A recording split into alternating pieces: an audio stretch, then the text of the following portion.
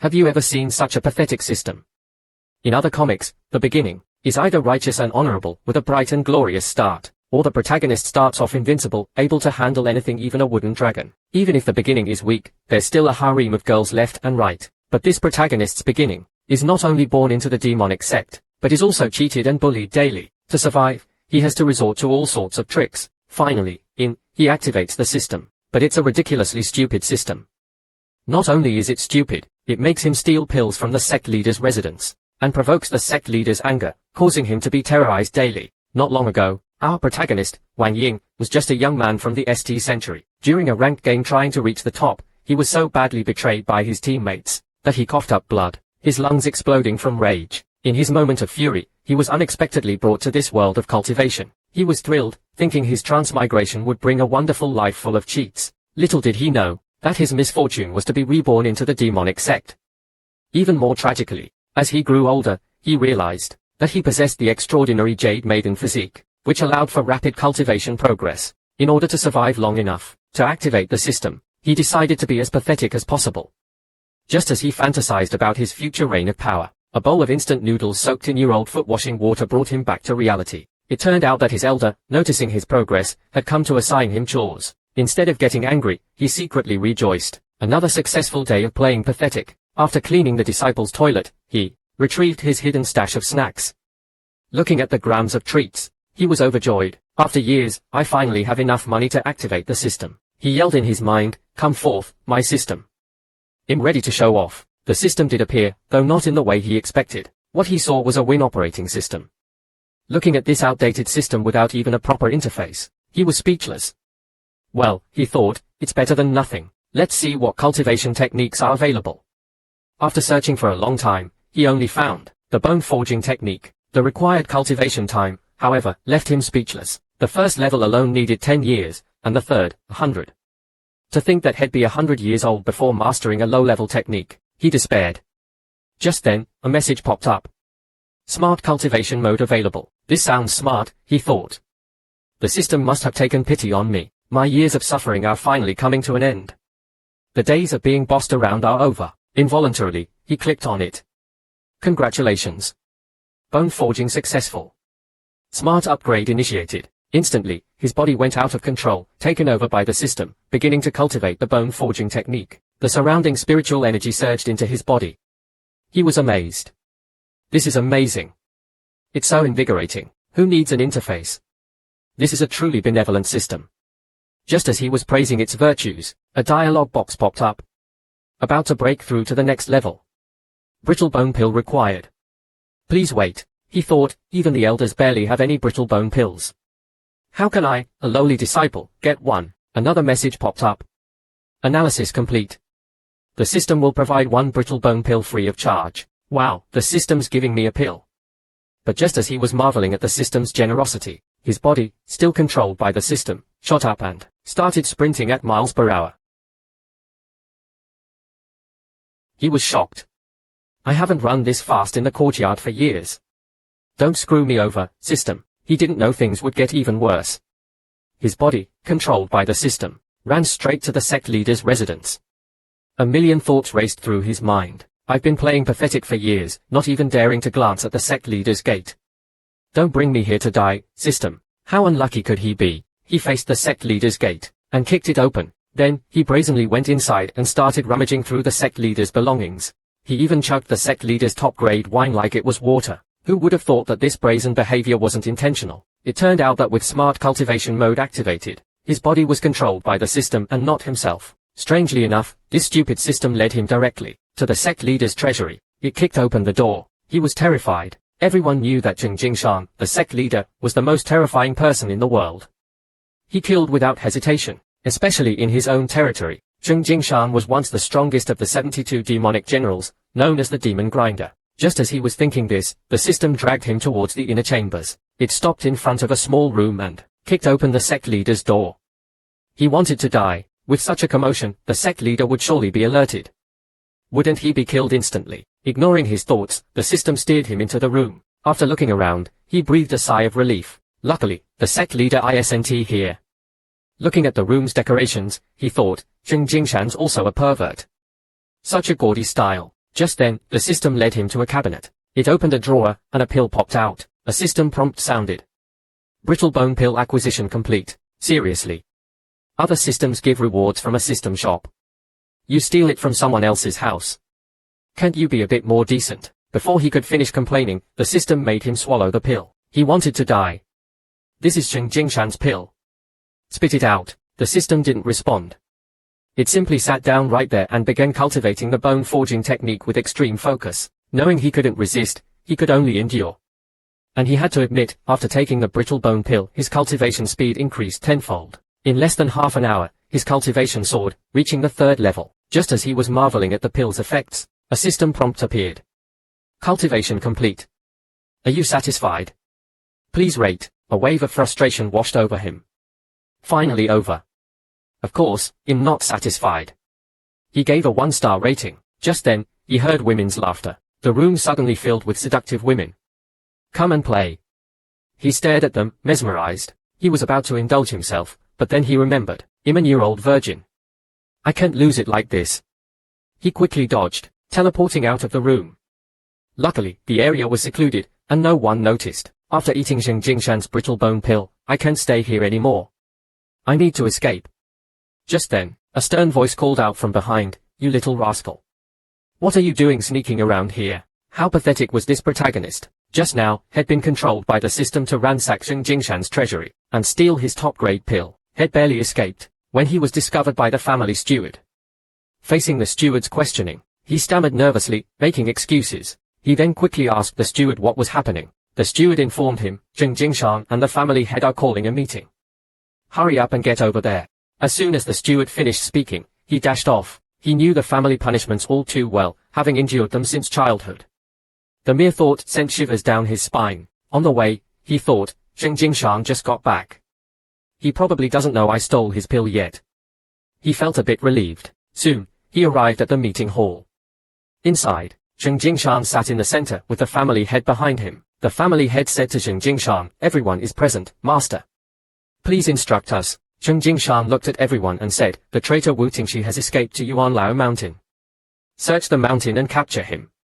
Anyone who finds him will be rewarded with a brittle bone pill. Everyone was shocked. A brittle bone pill.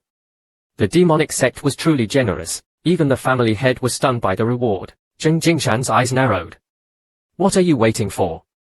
Move. The family head quickly explained, Master, Wu Tingshi cultivates the yin spirit art. Our disciples are too weak to face him. Cheng Jingshan replied, Wu Tingshi is severely injured. Even a qi refining disciple can capture him. Just find him and report back. He then conjured an image. The image of Wu Tingshi materialized. Cheng Jingshan said, take a good look. Don't mistake him. Everyone agreed. As everyone dispersed, Cheng Jingshan left as well. The family head wanted to invite Cheng Jingshan for a drink, but was refused. Meanwhile, he was thinking, the strongest cultivator here is the family head, at the 7th level of qi refining. Cheng Jingshan has reached the foundation establishment stage. He could kill us all if he wanted to. This was his chance to escape. Head just ransacked Cheng Jingshan's treasury. If he was caught, he'd be turned into a magical tool. The scene changed. Cheng Jingshan arrived at a residence and whispered, I request an audience. The door opened, revealing a voluptuous woman. After a moment of silence, Cheng Jingshan kneeled, bowing his head. A voice came from inside, have you caught him? Cheng Jingshan replied coldly, Wu Tingshi has escaped to Yuanlao Mountain. I've sent the Pei family to search. The woman inside sneered, useless, I'll give you 3 more days. If I don't see the 6 yin scripture, you'll cripple your cultivation. How audacious. A mere 3rd level of qi refining, daring to steal from a 7th level cultivator. Not only did he steal the pill, he brazenly sat in front of the sect leader and cultivated. He was waiting for the sect leader to kill him. Just now, head ransacked Cheng Jingshan's treasury. As he was escaping, he was sent to Yuanlao Mountain to search for the traitor Wu Tingshi. He was about to use the search as a cover to escape, but ran into 2 senior brothers, also searching. He quickly lied, I've searched this area. Nothing here. This was his chance. While everyone was distracted, he could disguise himself, follow the mountain path down, and reach the next city, starting his pathetic life anew. A life of freedom awaited. He became excited. Suddenly, he felt weak. Like head just the sudden weakness made him stumble. He remembered the seductive room in Cheng Jingshan's residence.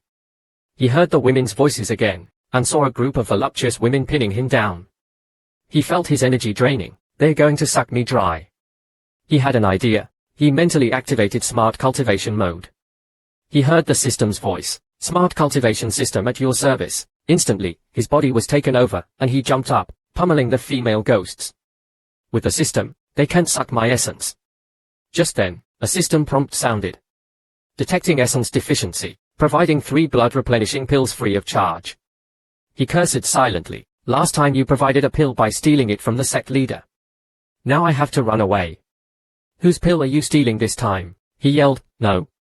No, but his body turned, and sprinted back towards Yuan Lao Mountain. The scene changed. Wu Tingshi, hiding in a cave, lamented his fate. He took out his few remaining blood replenishing pills. Just as he was about to swallow them, he suddenly appeared in the cave. He quickly ran behind Wu Tingshi, leaped into the air, did a mid-air pirouette, and yelled, "Give it to me." He snatched Wu Tingxi's pills. He swallowed them. Not too many, not too few, just 3. The system prompt sounded. Blood replenishing pill acquisition complete. Wu Tingshi was stunned. He couldn't understand why he was brazenly sitting there cultivating after stealing his pills. Had never seen such audacity. Not only did you steal my pills, you're eating them in front of me. And you're only at the 3rd level of qi refining. Wu Tingshi grabbed a bottle and threw it. Then, he kicked. He went flying, crashing into the wall, raising a cloud of dust. Wu Tingshi sneered, a mere 3rd level of qi refining, daring to act so brazenly before me. As the dust settled, he saw that was only slightly injured. Wu Tingshi was shocked. You survived a kick from me at the 3rd level of qi refining. There must be something special about you. Wu Tingxi's eyes scanned. How did you cultivate such a high-quality physique at the 3rd level of qi refining? I've been discovered. He's going to steal my secrets. He forced a smile. It was a misunderstanding. I didn't mean to do that. I don't know anything about a high-quality physique. Wu Tingshi wasn't fooled. Don't pretend. You're cultivating the demonic spirit sect's bone forging technique. I can tell. You're here to capture me, aren't you? He turned pale. No? We're on the same side. We have a common enemy. He cried, trying to convince Wu Tingshi. I was born into the Qian sect, but they treated me badly. Then Zheng Jingshan came and destroyed my family. I was desperate, so I stole his brittle bone pills. Wu Tingshi was stunned. You stole Zheng Jingshan's pills. You're crazy. He quickly added, and the funny thing is, he's looking for you right now, and he still doesn't know it was me who ransacked his treasury. Seeing that Wu Tingshi was convinced, he continued, we're a perfect match. We both have a common enemy, and we're both on the run. He moved closer to Wu Tingshi. Wu Tingshi pushed him away. If that's the case, why did you steal my pills? He explained, I couldn't help it. After I stole Zheng Jingshan's pills, I was seduced by those women at his place. They drained my essence. I had no choice but to steal your blood replenishing pills. Wu Tingshi exclaimed, you're truly something. You survived the bone eroding charm. Alright, let's make a deal. Convinced by his story, Wu Tingshi decided to make a deal. Wu Tingshi took out a book and said, if you help me escape Yuan Lao Mountain, you'll share this technique with you. He looked unimpressed. This lousy technique. Don't embarrass yourself. Wu Tingshi was furious. You know nothing. This is the technique Zheng Jingshan has been trying to obtain. He destroyed our entire sect for this book. He replied sarcastically, if he wants it, you should give it to him. Just then, a system prompt appeared. Unknown external technique detected. System acquiring. This system is amazing. It can even acquire techniques. Wu Tingshi was fuming. Do you believe me now? If not, you'll take back the book. No deal. Seeing this, he immediately switched tactics, pleading with Wu Tingshi. Wu Tingshi, an experienced cultivator, wasn't fooled by his sudden change of heart. He chopped on the head and said, if you help me escape, this technique is yours. He put the book away. Just then, the system prompt sounded again. Technique acquisition complete. Please name it. Name it. I'm trying to escape. He thought. Nameless Technique. Just as he finished, Wu Tingshi said, alright, let's go. He was speechless. I only agreed because I wanted the technique. He turned and yelled, Zheng Jingshan. Is that you? Wu Tingshi quickly looked back, but there was no one there. He was long gone. Wu Tingshi was furious and attacked, but he dodged. To his despair, he ran into a dead end. Wu Tingshi was closing in. You tricked me. She attacked. After the clash, he was unharmed. Wu Tingshi was shocked. You a mere 3rd level. Take this. Wu Tingshi attacked again, but he only suffered minor injuries. Wu Tingshi was stunned. How are you still alive after taking a blow from me at the 7th level of qi refining? There's something strange about you. Wu Tingxi's eyes scanned him. This is, Wu Tingxi questioned him. How can you have a supreme grade physique at only the 3rd level of qi refining? Two really don't know. I didn't do anything. It's all a misunderstanding. He pleaded. Wu Tingxi said, don't lie. You're cultivating the demonic spirit sect's bone forging technique. I'm not blind. You came here to capture me, didn't you? He was terrified. No? We're on the same side. He cried. I'm telling the truth. I was born into the Tian sect, and they treated me like dirt. Then Zheng Jingshan came and destroyed everything. In my desperation, I stole his brittle bone pills. Wu Tingxi exclaimed, you're insane. You stole Zheng Jingshan's pills. He quickly added, and the funny thing is, he still doesn't know it was me. Wu Tingxi was taken aback. These youngsters are fearless these days. Can you really call me young? He said. But you're right. Zheng Jingshan is looking for you and still has no idea it was me who stole his pills. He continued, we're meant to be a team. We have a common enemy. We're both fugitives. He tried to hug Wu Tingxi. Wu Tingxi pushed him away. If that's so, why did you steal my pills? He explained, I was forced to. After I stole Zheng Jingshan's pills, I was attacked by those women at his place. They drained my essence. I had no choice but to take your pills. Wu Tingxi was astonished. You survived the bone-eroding charm. Incredible. How about another deal? Impressed by his tale, Wu Tingxi decided on another deal. Wu Tingxi pulled out a scripture and said, if you help me escape Yuan Lao Mountain, I'll give you this cultivation method. He acted indifferent. Seriously. This basic cultivation method. Don't insult me. Wu Tingxi was furious. You fool. This method is what Zheng Jingshan and the others have been trying to get their hands on. I risked everything to get it. He quipped, if he wants it, give it to him. At that moment, the system prompt chimed. External cultivation method detected. System acquiring. Wow, this system is really something, he thought. Wu Tingxi, now thoroughly exasperated, exclaimed, are you serious? Fine, if that's how you feel, we'll take the scripture back. The deal's off. Seeing this, he quickly switched back to his pleading act, clinging to Wu Tingxi. Wu Tingxi, no stranger to such antics, wasn't fazed. She chopped him on the head and stated, help me escape, and the scripture is yours. She tucked the scripture back into her robes. Just then, the system prompt sounded again. Cultivation method acquisition complete. Please name it. I don't have time for this, he thought. Nameless cultivation method. Just as he finished naming it, Wu Tingxi said, all right, get me out of here. He was speechless. You just used me to secure the scripture. He turned and shouted, Zheng Jingshan, you're here. Wu Tingxi spun around, but there was no one there. He had vanished. Wu Tingxi, enraged, attacked, but he dodged. To his despair, had run into a dead end. Wu Tingxi was right behind him. You tricked me, she attacked. After the exchange, he was unharmed. Wu Tingxi was stunned. He ran towards her and grappled. Wu Tingxi, also injured, couldn't use her full strength. They struggled. He found an opening, and slammed Wu Tingxi to the ground. The impact knocked the wind out of her. She couldn't get up. He walked over to her. Seeing her defeat, Wu Tingxi cursed, even if you kill me, you won't escape. No one survives the bone-eroding charm. She threw a green pill. He drew his sword and stabbed Wu Tingxi. He thought about what Wu Tingxi said about the charm following him. He needed to find a solution to this female ghost problem. Note. This young man's name is Pei Ling. He was currently kneeling before a mysterious woman, bowing subserviently. As he bowed, he fantasized about taking her as a concubine. Just then, Pei Ling killed Wu Tingxi, the demonic sect traitor, and found a green pill and a mysterious jade slip on her. Never one to look a gift horse in the mouth, he pocketed his loot and ran. However, a wave of weakness washed over him. Pei Ling realized, Wu Tingxi was right.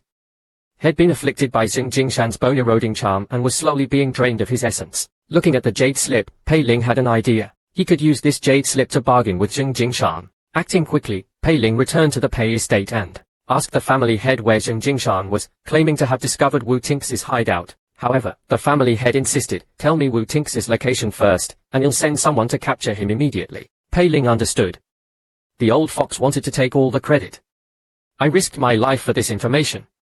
I can't let you steal it, he thought. Pei Ling quickly made up an excuse, the terrain is too complex. If something goes wrong, our Pei family can't bear the responsibility. Seeing that Pei Ling wasn't falling for his trick, the family head relented, although Zheng Jingshan isn't here, Li Xianzi is. I'll take you to her. Pei Ling asked subserviently, family head, how does Li Xianzi compare to Zheng Jingshan? The family head quickly covered Pei Ling's mouth, careful. How can you compare Li Xianzi to Sheng Jingshan? Li Xianzi is a direct disciple of the demonic sect, a future saintess. Sheng Jingshan is nothing in her eyes. Remember, when you see Li Xianzi, be extremely respectful. Otherwise, you won't know how you died. The entire Pei family will be buried with you. Hearing this, Pei Ling was confident. He had found the right person.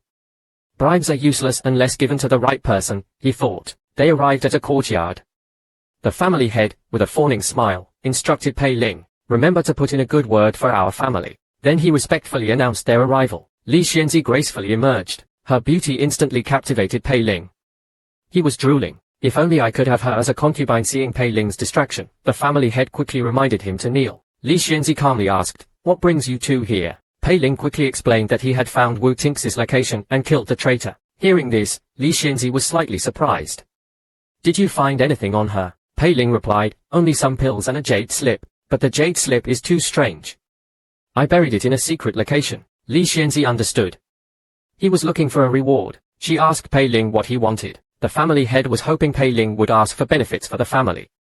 However, Pei Ling, adhering to his principle of putting himself first, ignored the family head's gaze and begged Li Xianzi to save his life. Standing before Li Xianzi was Pei Ling.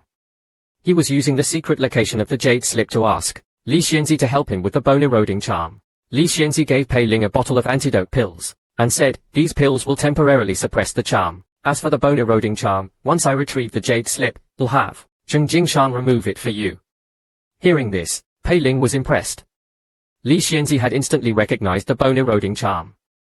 He then revealed the location of the buried jade slip. Li Xianzi, after hearing this, turned and disappeared before their eyes. Pei Ling collapsed to the ground. Li Xianzi's power was truly terrifying. The family head, however, was furious.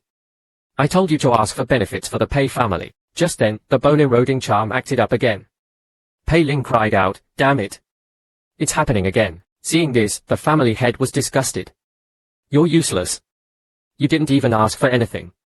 He berated Pei Ling. Pei Ling quickly explained, "I'm about to be sucked dry. Li Xianzi will put in a good word for us when she returns." Back in his room, Pei Ling quickly took the antidote. "This antidote is only temporary, but the female ghosts are constantly draining my essence.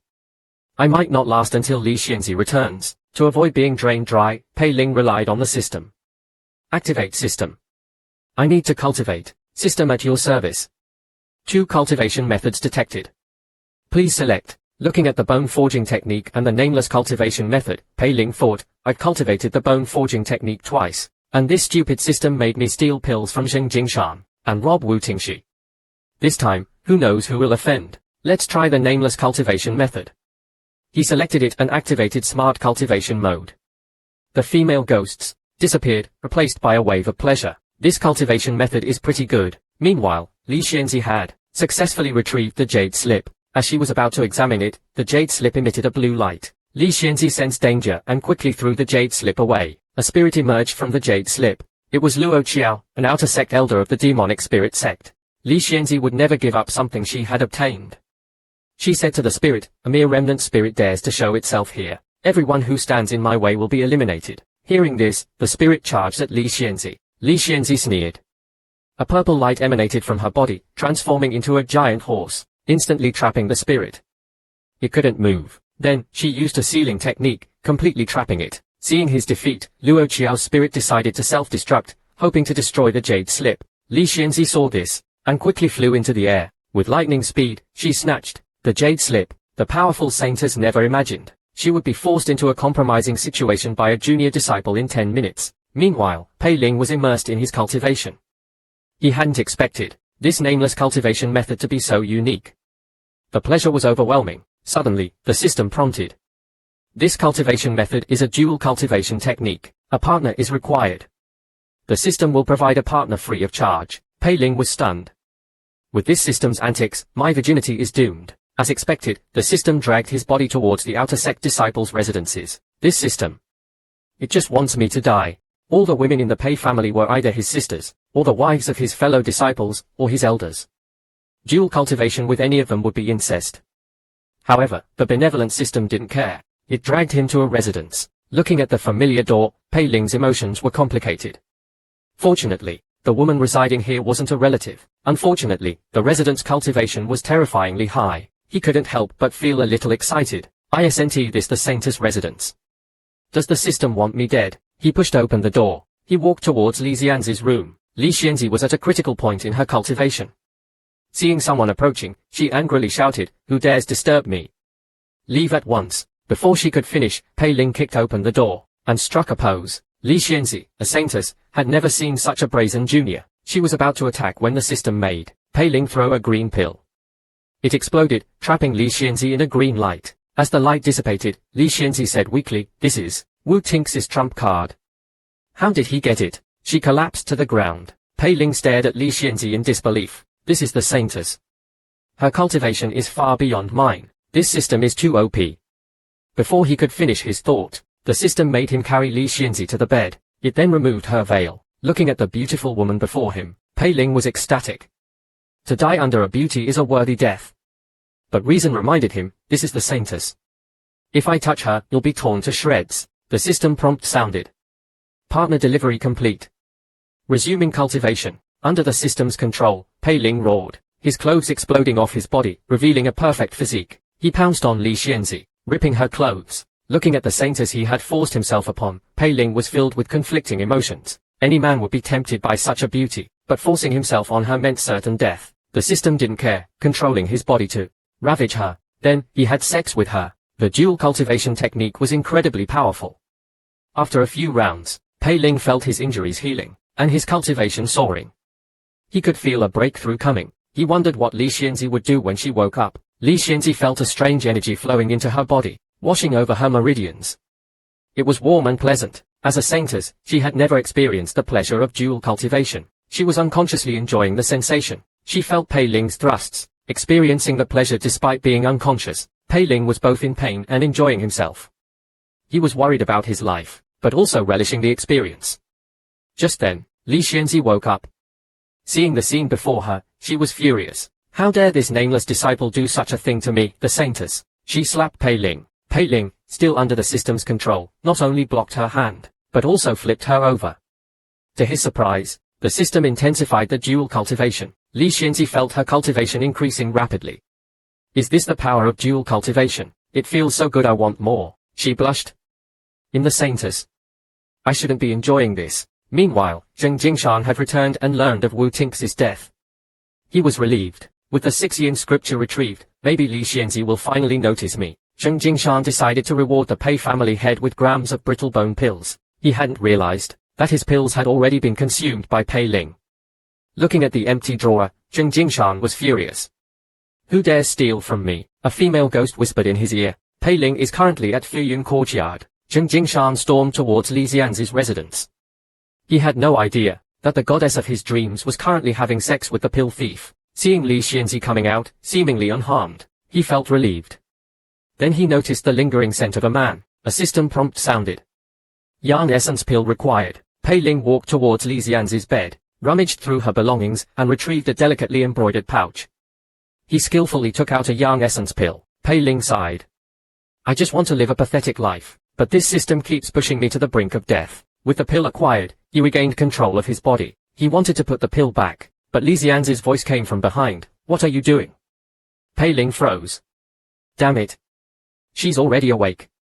Was she faking it? As he was about to explain, Li Xianzi's face darkened. A purple energy burst forth, knocking Pei Ling unconscious. Pei Hongyan was currently before Zheng Jingshan, asking about the brittle bone pills. As Zheng Jingshan was about to scold him, a demonic cloud exploded in the distance. Seeing the commotion, they rushed to investigate. Pei Ling slowly opened his eyes. After checking himself, he realized he was unharmed. Li Xianzi had intentionally missed.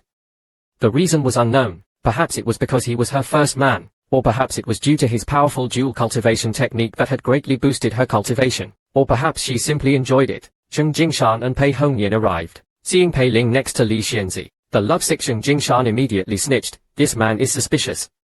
He's dangerous. Li Xianzi slapped Zheng Jingshan so hard that he collapsed to the ground, unable to get up. Why am I always the one getting hurt? He thought. Clearly, Zheng Jingshan didn't understand the fate of a lovesick fool. Li Xianzi ignored them and summoned a small purple boat. With a wave of her hand, the boat transformed into a 3-story ship. She stepped onto the ship and commanded, "Return to the sect." Seeing Zheng Jingshan being helped onto the ship by Pei Hongnian, Pei Ling thought, "Finally, they are leaving.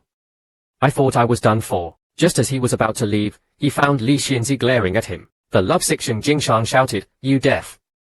Get on board." Pei Ling reluctantly boarded the ship. Two female ghosts whispered, "What's so special about this kid that our mistress personally broke the bone-eroding charm for him?" The other replied, "Our mistress' motives are beyond our comprehension." Zheng Jingshan stormed over to Pei Ling and demanded, "How dare you steal my brittle bone pills?" Last time, Pei Ling, who was escaping, was forced onto the ship by Li Xianzi. He was hiding on the ship, trembling. When Zheng Jingshan angrily approached him, "How dare you steal my brittle bone pills?" Pei Ling apologized profusely. Zheng Jingshan examined Pei Ling. He saw that the bone-eroding charm was gone. Did Li Xianzi remove it herself?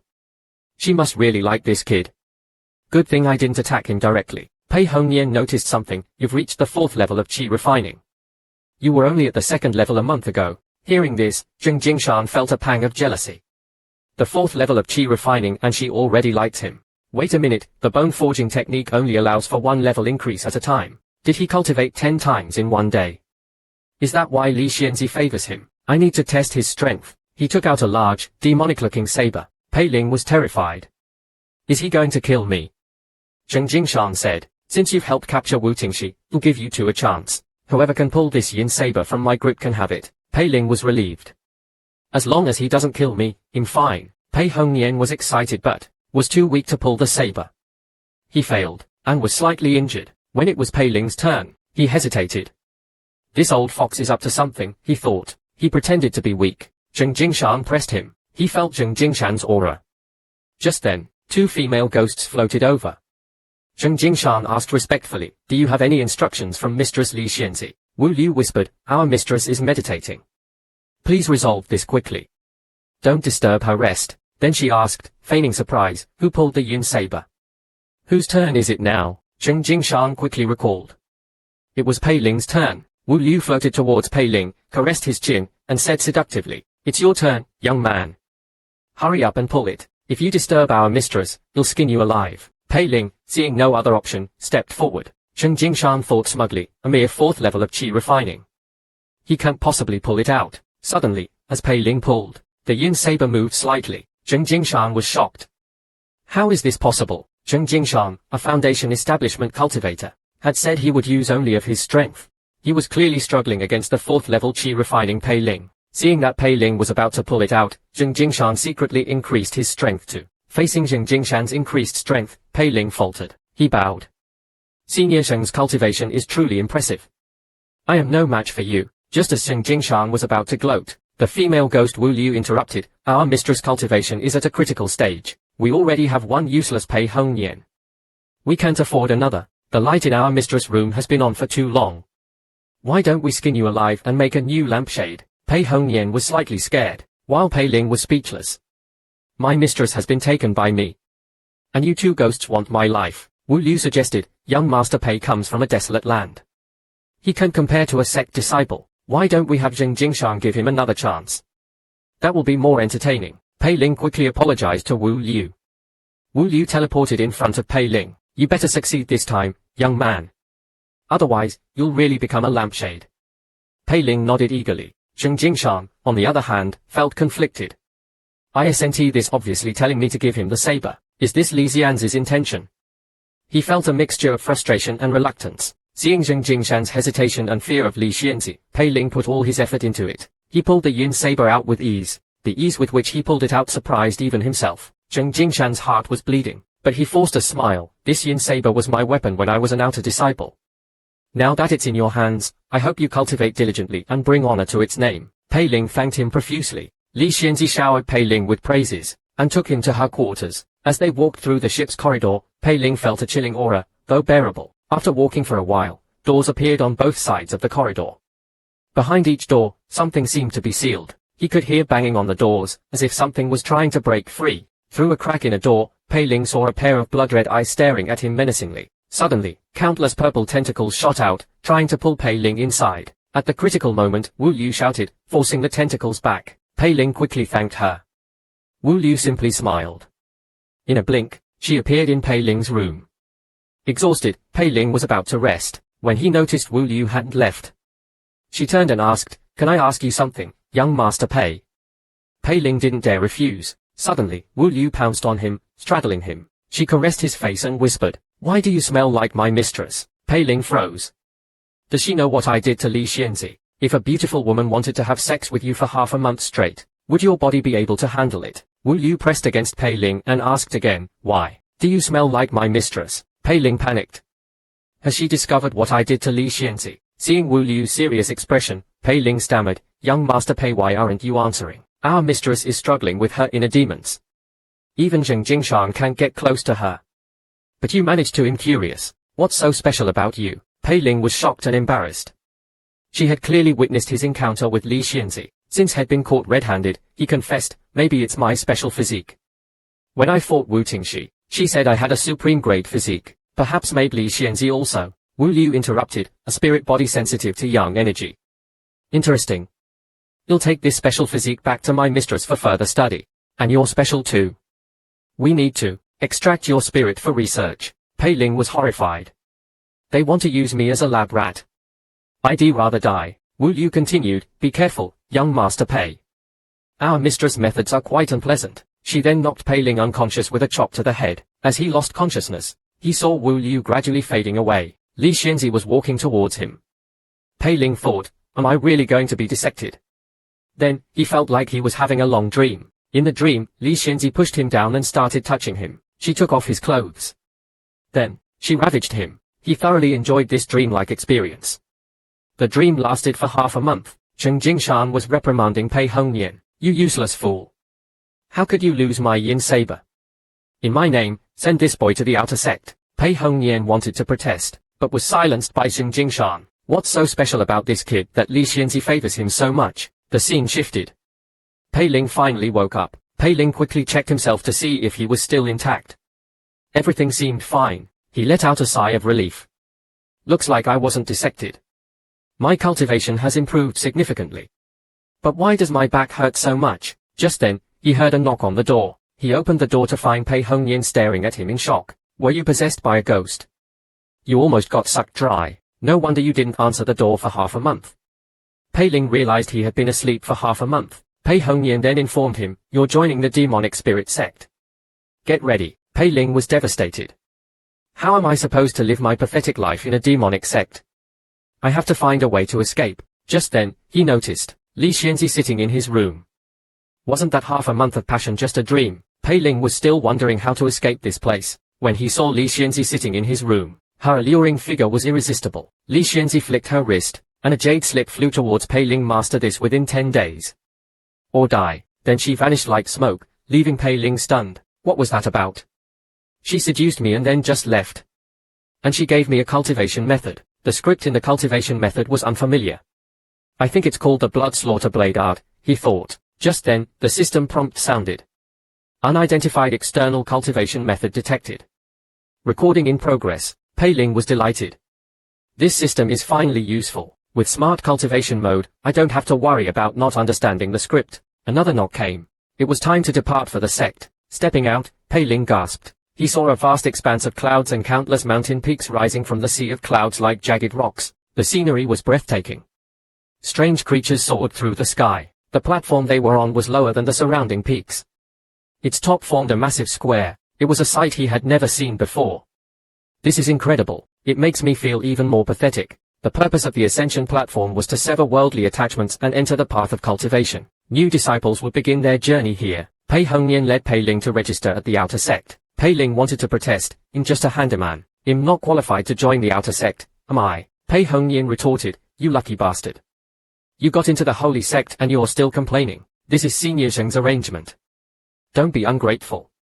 Pei Ling, having no other choice, followed him to the registration hall.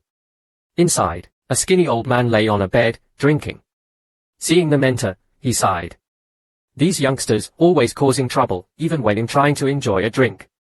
He put down his wine jar, and pointed at Pei Ling. Pei Ling immediately broke out in a cold sweat. The old man said, "Recite your name, date of birth, and birth chart." Pei Ling complied. A strand of his soul was extracted, and absorbed into a soul lamp in the old man's hand.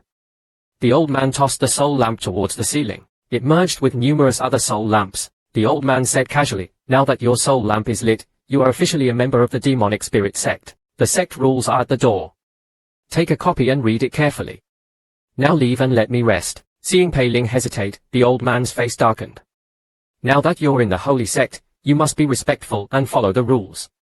Understand? Seeing the old man's displeasure, Pei Ling quickly grabbed a copy of the rules and left. I'm not afraid of many rules, just no rules. As long as I'm clever, I can survive anywhere, he thought. Pei Hongnian chuckled. Pei Ling felt uneasy. Pei Hongnian continued, you'll understand after you read it. Let's go somewhere else. A man without a woman by his side draws his saber with divine speed. Clearly, Pei Hongnian didn't understand this principle. Leaving the hall, Pei Ling was amazed. This truly is a demonic sect.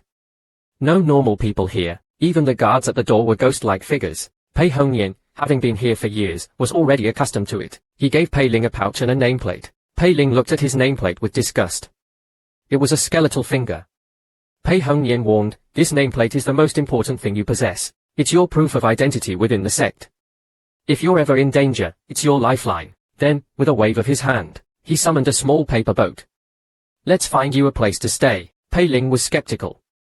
Are you serious? This boat is barely holding you. Are you sure it's safe? It's very stable once it's in the air, he assured. Just as Pei Ling was imagining what the sea of clouds looked like from below, a clear bird cry echoed from above. Pei Ling looked up, just as a giant phoenix charged towards them, destroying their paper boat with a single claw. Pei Ling yelled, "Are there any rules in this holy sect?" Pei Hongnian seemed unfazed. That's not an attack, that's a greeting from the wind phoenix. Seeing the phoenix showing no signs of stopping, Pei Ling drew the yin saber, ready to attack, but was stopped by Pei Hongnian, who was worried about damaging his precious boat. As they hesitated, the phoenix carried their paper boat straight into a mountain. Luckily, they were cultivators, and survived the crash. Hanging from a tree branch, Pei Hongnian was still lamenting the loss of his paper boat, unaware that the owner of the wind phoenix had arrived. Their mocking expressions instantly infuriated Pei Ling. He was about to confront them when he noticed Pei Hongnian had already approached them. He was flirting with one of the women, Sun Yinlan. He received a resounding slap in the face. Sun Yinlan yelled, "You said you loved me. And now you're out here with Li Xianzi. You don't love me at all." Before Pei Hongnian could explain, Sun Yinlan slapped him again. Pei Ling blocked the second slap. He thought, so Pei Hongnian is just a lovesick fool. No wonder his cultivation is so stagnant despite his talent. I still need him to help me find a place to stay. I can't let this woman keep hitting him. Sun Yinlan, also at the 4th level of qi refining, was being held back by Pei Ling. She couldn't break free. Frustrated, she redirected her anger at Pei Hongnian. Who is he? Why are you letting him bully me? Pei Hongnian, the ultimate lovesick fool, immediately stood up and started scolding Pei Ling. Pei Ling backed down. Pei Hongnian briefly described Pei Ling's living quarters and gave him directions. Then he left Pei Ling alone and continued to fawn over Sun Yinlan.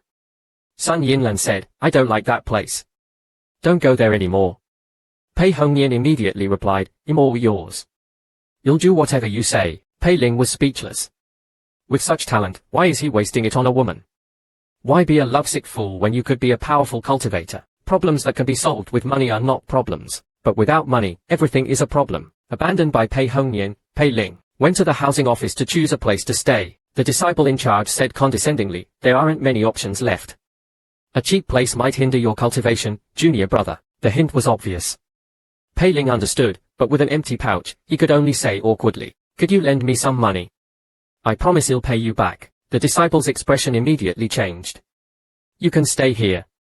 It's 10 miles west." Back in the sect, Zheng Jingshan was asking Li Xianzi about Pei Ling. Furious, he wanted to know what was so special about this Pei Ling that Li Xianzi valued him so much. Li Xianzi replied indifferently, "Have you ever heard of selling your soul for cultivation resources?" Seeing the situation turn sour, Zheng Jingshan quickly apologized and scrambled out. Li Xianzi is so mysterious. Could that kid be her trial subject? Seeing that no one was around, Li Xianzi ordered Wu Liu to keep an eye on Pei Ling. Meanwhile, Pei Ling, after a long journey, finally reached his assigned residence. To his surprise, his residence was a mansion.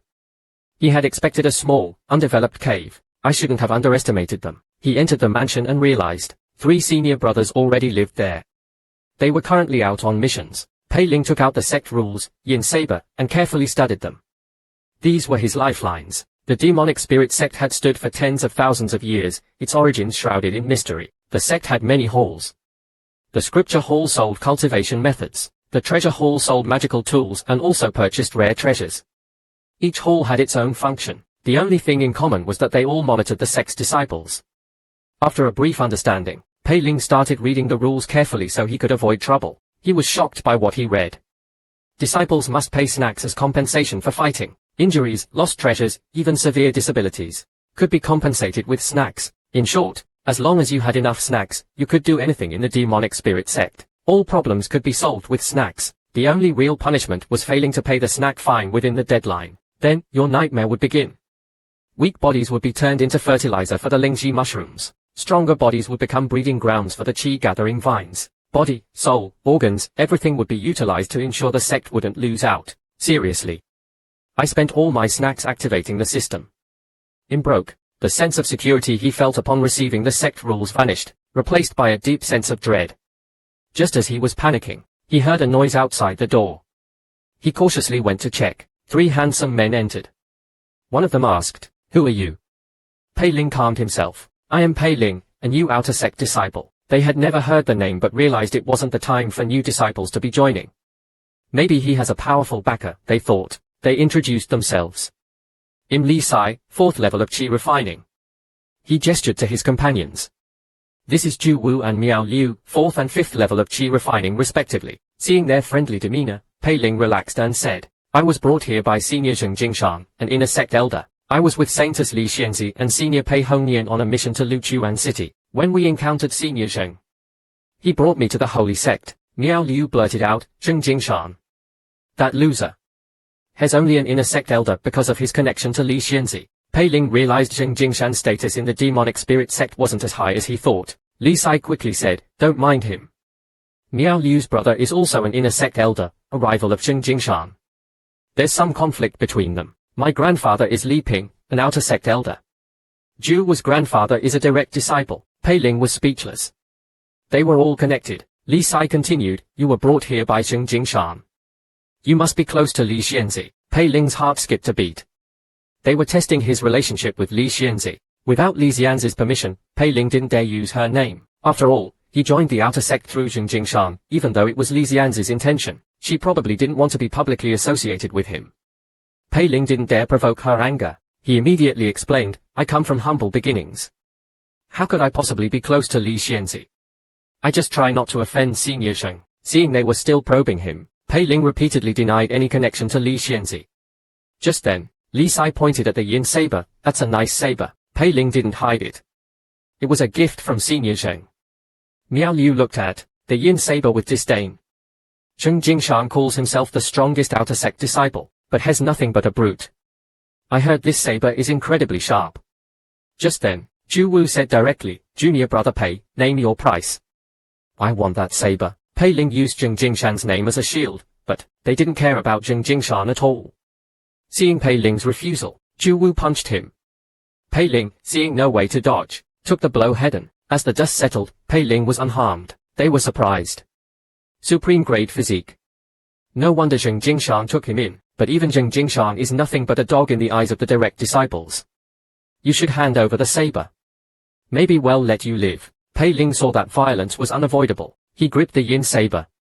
If you want it, come and get it. How ruthless were these disciples? They fought with deadly intent. The 3 senior brothers, after realizing that Pei Ling had no powerful backing, decided to kill him and steal his treasures. They cornered Pei Ling. Miao Liu unleashed 2 sword strikes aimed at Pei Ling. Pei Ling quickly drew the yin saber to defend, but before he could react, Ju Wu punched him in the chest.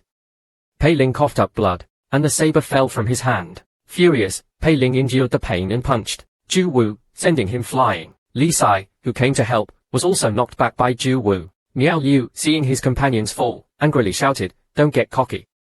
At the 5th level of Qi refining, he unleashed 2 powerful sword strikes. Pei Ling was sent flying. Seeing Pei Ling down, Miao Liu gleefully went to retrieve the yin saber. But just as he was about to grab it, Pei Ling stomped on his arm and kicked him away. The 3, seeing Pei Ling so resilient, attacked him despite their injuries. Pei Ling fought back, forcing them back. Pei Ling thought, Miao Liu is indeed at the 5th level of Qi refining. His sword strikes are powerful. Miao Liu thought, this guy can withstand 2 of my sword strikes and still stand. Is he a supreme grade physique? Miao Liu, unable to continue fighting, said angrily, Pei Ling, we won't forget this. Pei Ling, gripping the saber, replied menacingly, then he'll just have to kill you all. Hearing this, the three, too weak to fight, were terrified. Are we going to die here? Just as they were preparing for their final stand, Pei Ling suddenly shouted, "Bye!" and ran. The three were stunned. Pei Ling ran out of the woods and, seeing that the three hadn't followed, thought, I almost forgot about the sect rules. Killing someone results in a hefty fine. One person is, snacks, so three is. I can't even afford that if I sold myself. But for now, I need to master the blood slaughter blade art. He summoned the system and clicked on the blood slaughter blade art, activating smart cultivation mode. The system promptly displayed. Detecting injuries. Continuing cultivation will result in irreversible damage. Pei Ling had a bad feeling. What's the system going to make me do now? How pathetic is this system? I finally escaped, and now I want to cultivate the blood slaughter blade art. But the system says I'm injured and can't cultivate. It says I need to take a yang essence pill to recover. Pei Ling sighed. It's probably going to make me steal pills again. The next moment, the system-controlled Pei Ling took out a bottle of yang essence pills. Thank goodness I still have some left over from when I robbed Li Xianzi. He swallowed a yang essence pill, and instantly felt refreshed. His injuries began to heal visibly. Just then, the system prompted again. Detecting insufficient qi refining essence. Providing 3 qi refining cultivators. Pei Ling panicked. Is it going to make me kill? Wait, 3 cultivators, don't tell me it's those 3 lovable senior brothers. Pei Ling tried to cancel smart cultivation mode, but once activated, it couldn't be stopped. The scene changed. Li Sai was holding a meeting. They let him escape. With the evidence my brother gave me, Pei Ling is as good as dead. Someone so strong from such a humble background must have secrets. Tomorrow, even if we have to dig 3 feet underground, we will find Pei Ling and show him some love from our sect. Just then, Pei Ling entered the room. The 3, seeing Pei Ling return, immediately got up to show him their affection. However, they were stopped by Pei Ling's sudden attack. He drew the yin saber and stabbed Li Sai, absorbing his essence to cultivate. Zhu Wu and Miao Liu couldn't tolerate such humiliation. Zhu Wu punched Pei Ling. At this critical moment, the system prompted. External attack detected. Cultivation ending. Regaining control, Pei Ling quickly dodged. Before he could react, Zhu Wu was already in front of him. Pei Ling, no longer caring about the snack penalty, stabbed him. Poor Zhu Wu, despite his muscular build, didn't even last 3 seconds before being stabbed through the heart. Before Miao Liu could react, he too was stabbed. The blood slaughter blade art dominated. Miao Liu, desperate, threw a talisman and started chanting. The aura emanating from the talisman shocked Pei Ling. I can't let him activate it. He threw the yin saber at Miao Liu. Miao Liu didn't dodge. He sneered. Too slow. A huge golden flame engulfed Pei Ling. Pei Ling was terrified. How can I withstand this? What's it like to have a smart cultivation mode? This convenient system was causing Pei Ling endless trouble. Need a pill. Steal it. Need a partner. Force yourself on someone. Need essence. Kill. He didn't care about the consequences. Just now, because he lacked essence to cultivate the blood slaughter blade art, the system controlled him and made him kill his 2 senior brothers. The only one left, Miao Liu, had unleashed his strongest attack, a talisman. A massive golden flame rushed towards Pei Ling. Seeing no way to escape, he circulated his qi, preparing to take the hit. A loud boom echoed, followed by an explosion. The entire courtyard was devastated. Miao Liu thought smugly, my brother's talisman is truly powerful. That kid must be dead. Suddenly, a voice came from the smoke, you underestimate me. Miao Liu was shocked to see Pei Ling standing there. He instantly collapsed to the ground, pleading, don't kill me. My brother is an inner sect. Before he could finish, Pei Ling cut him down, calling me a kid. Do you think you're so special? Both are dead. Now, what? Just then, the system asked for a 5-star rating. Pei Ling was furious. You want a 5-star rating? I almost died because of you, and now I have to pay snacks in fines. Where am I supposed to get that much? But they must have some valuable items.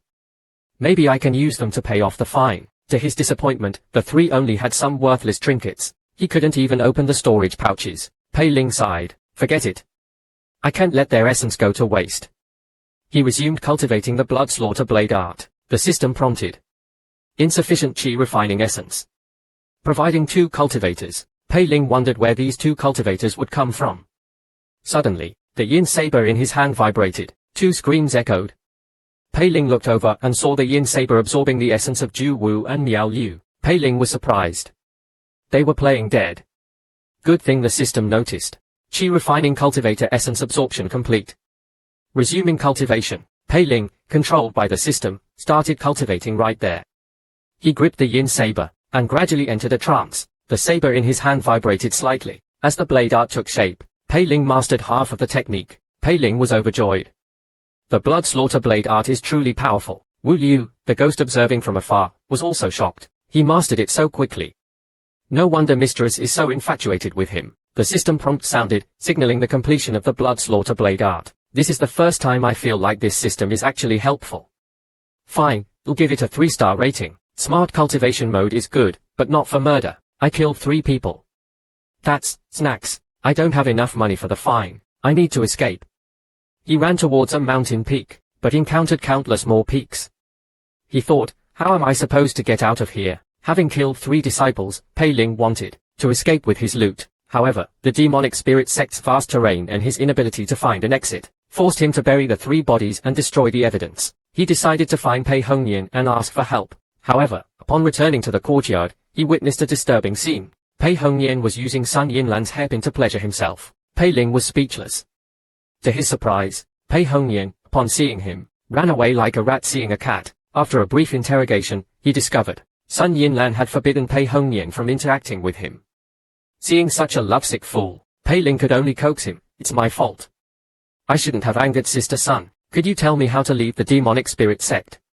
You'll bring you back a gift. Hearing the word sister, Pei Hongyan was delighted. Leaving Xianyin Peak is a 1,000-mile journey. You'll never make it on foot. You can spend grams of snacks on a sound transmission talisman. Grams? How about you lend me some snacks? Pei Hongyan said with a mournful face. I gave all my snacks to Yinlan. In broke. However, Pei Hongyan offered Pei Ling a suggestion. Go to the miscellaneous affairs market. He added, there are many missions there. You can choose whichever you like. Alright, I have to go now, before Yinlan gets jealous. Arriving at the market, Pei Ling looked at the mission board and was stunned. What kind of missions are these? Groom a spirit beast. Requirement. Qi refining level 6. Reward. 3 snacks. Refine bone tempering pills. Reward. Based on pill quality. Find 1,000 stalks of ghost face grass. Reward.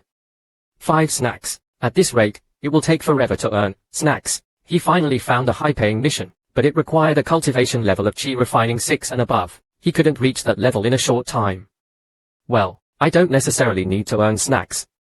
I just need to join a team and escape this demonic sect. However, joining a team wasn't as easy as he thought. The first team only accepted cultivators at Qi refining level 7 and above. The second team also rejected him for his low cultivation. The third team leader bluntly said, you'll only die with your 4th level cultivation. Just as Pei Ling was despairing, a beautiful woman patted him on the shoulder and said, although your cultivation is low, I won't you. Pei Ling was overjoyed.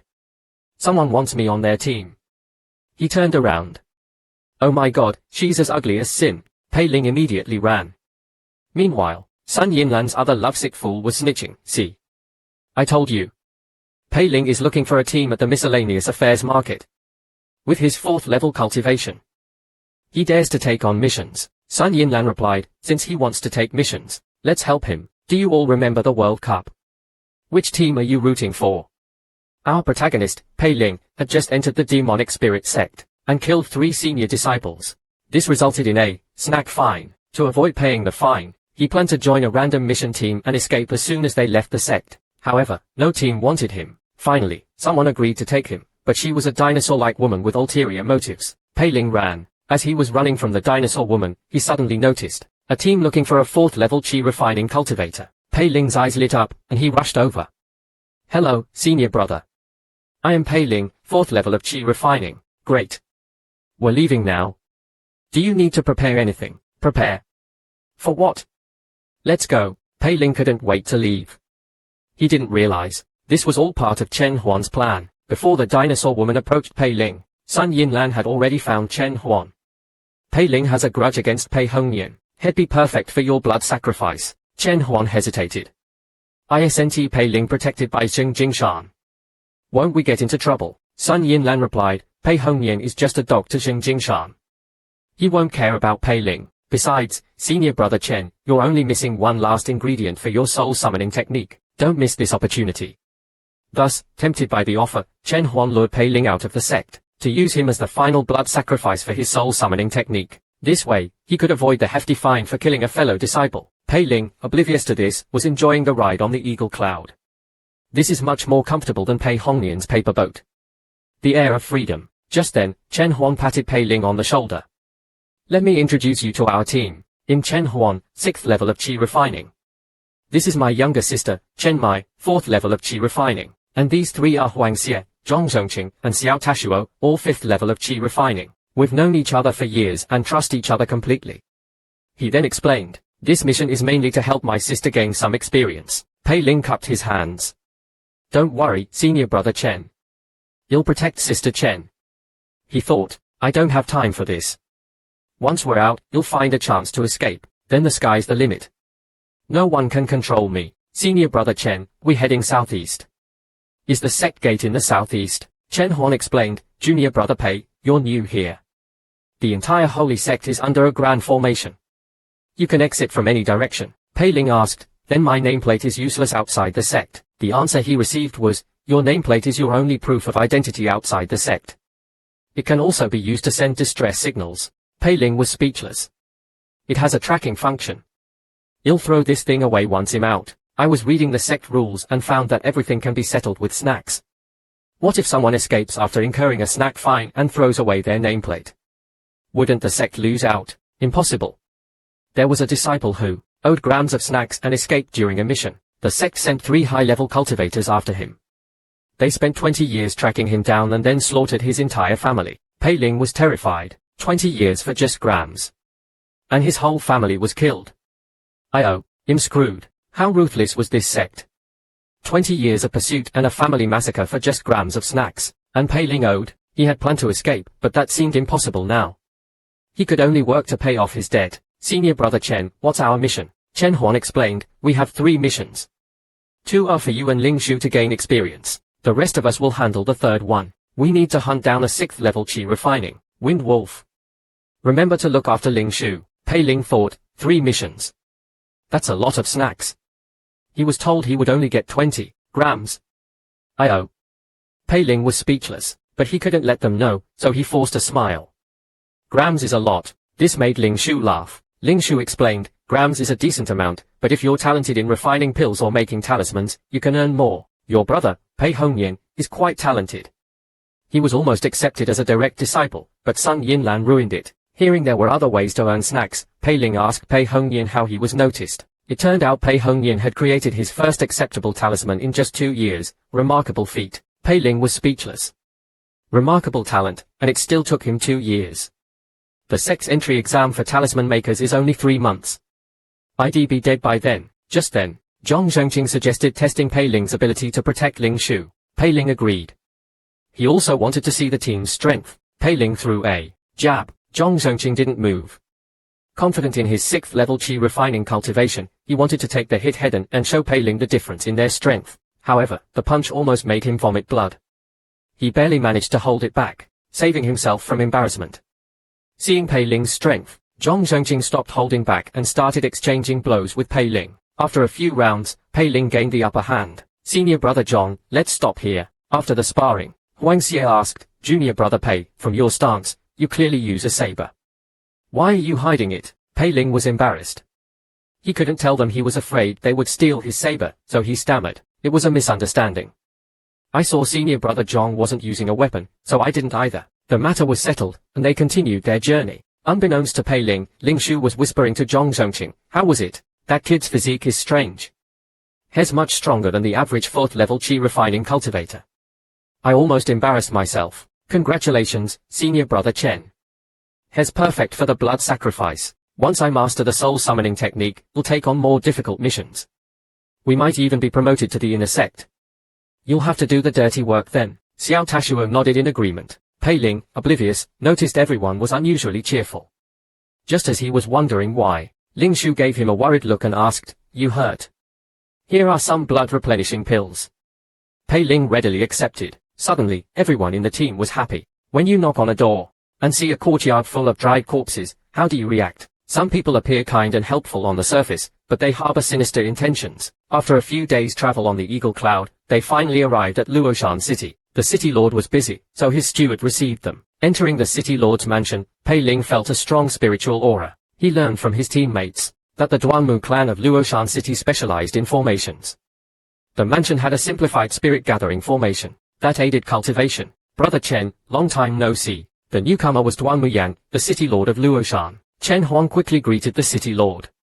After exchanging pleasantries, Chen Huang presented a letter from his master to the city lord. The city lord replied, "My son is in your sect. Please take good care of him." He then asked about their mission. "If it's near Luoshan City, I might be able to help." Chen Huang quickly replied, "We have two missions. One is to hunt the flower wolf outside the city, and the other is the one-eyed eagle in the Luoshan mountains." The city lord's expression turned grim. The two beasts shouldn't be a problem, but a Foundation establishment-level human-faced spider has emerged from the Luoshan mountains and is currently residing near the one-eyed eagle's territory. Hearing this, Pei Ling and Chen Huang were worried. Chen Huang feared it would interfere with his plan to sacrifice Pei Ling, while Pei Ling worried about losing his gram snack reward. The city lord added, "Although I suffered an injury years ago and can fight at full strength, I've investigated the human-faced spider's movements." He gave Chen Huang a map marking the spider's territory. Chen Huang's confidence surged. "As long as we avoid the human-faced spider, the blood sacrifice should be easy. This time, I will master the soul summoning technique." Back in his room, Pei Ling was troubled by the snack debt. Missions alone won't be enough. Should I sell the yin saber? But Jing Jingshan won't let me off the hook. Just then, a damp aura drifted in. Pei Ling had a bad feeling. Did something happen to Chen Huang and the others? Sensing something amiss, he grabbed the yin saber and pushed open the door. The room was damp and filled with a strange aura. Pei Ling called out to his teammates, "Wake up. Something's wrong." Before he could react, a corpse lunged at him. He instinctively dodged. How can there be corpses in the city lord's mansion? Is this a trap? But the city lord is a Foundation establishment, cultivator. If he wanted to harm me, he could have done it directly. Could it be? Suddenly, a corpse lunged at him from behind. "I've mastered the blood slaughter blade art. Wu Liu, please show yourself." As soon as he finished speaking, pink blades flew towards him, instantly destroying the surrounding corpses. Before Pei Ling could react, Wu Liu was clinging to his back. "Why are you here? I've been looking for you everywhere." After their previous half-month dual cultivation experience, Pei Ling had learned a valuable lesson. Some free meals are not worth the cost. Do you agree? Just as Pei Ling was surrounded by corpses, Wu Liu appeared. Her pink blade swiftly cleared the area around Pei Ling. When Pei Ling was asked why he ran away, he awkwardly replied, "I just needed to leave the mansion for a mission." Wu Liu asked excitedly, "You worried about the fine for killing Miao Liu?" Pei Ling was startled. "You're incredibly well informed. How did you know?" Wu Liu said curiously, "Interesting. You used their blood to refine the blood slaughter blade art. No wonder you mastered it so quickly, but even killing someone wouldn't allow you to master it that fast." Pei Ling, however, was confused. "Refine? I didn't read the manual. The system did it all." Seeing Pei Ling's silence, Wu Liu grabbed his neck.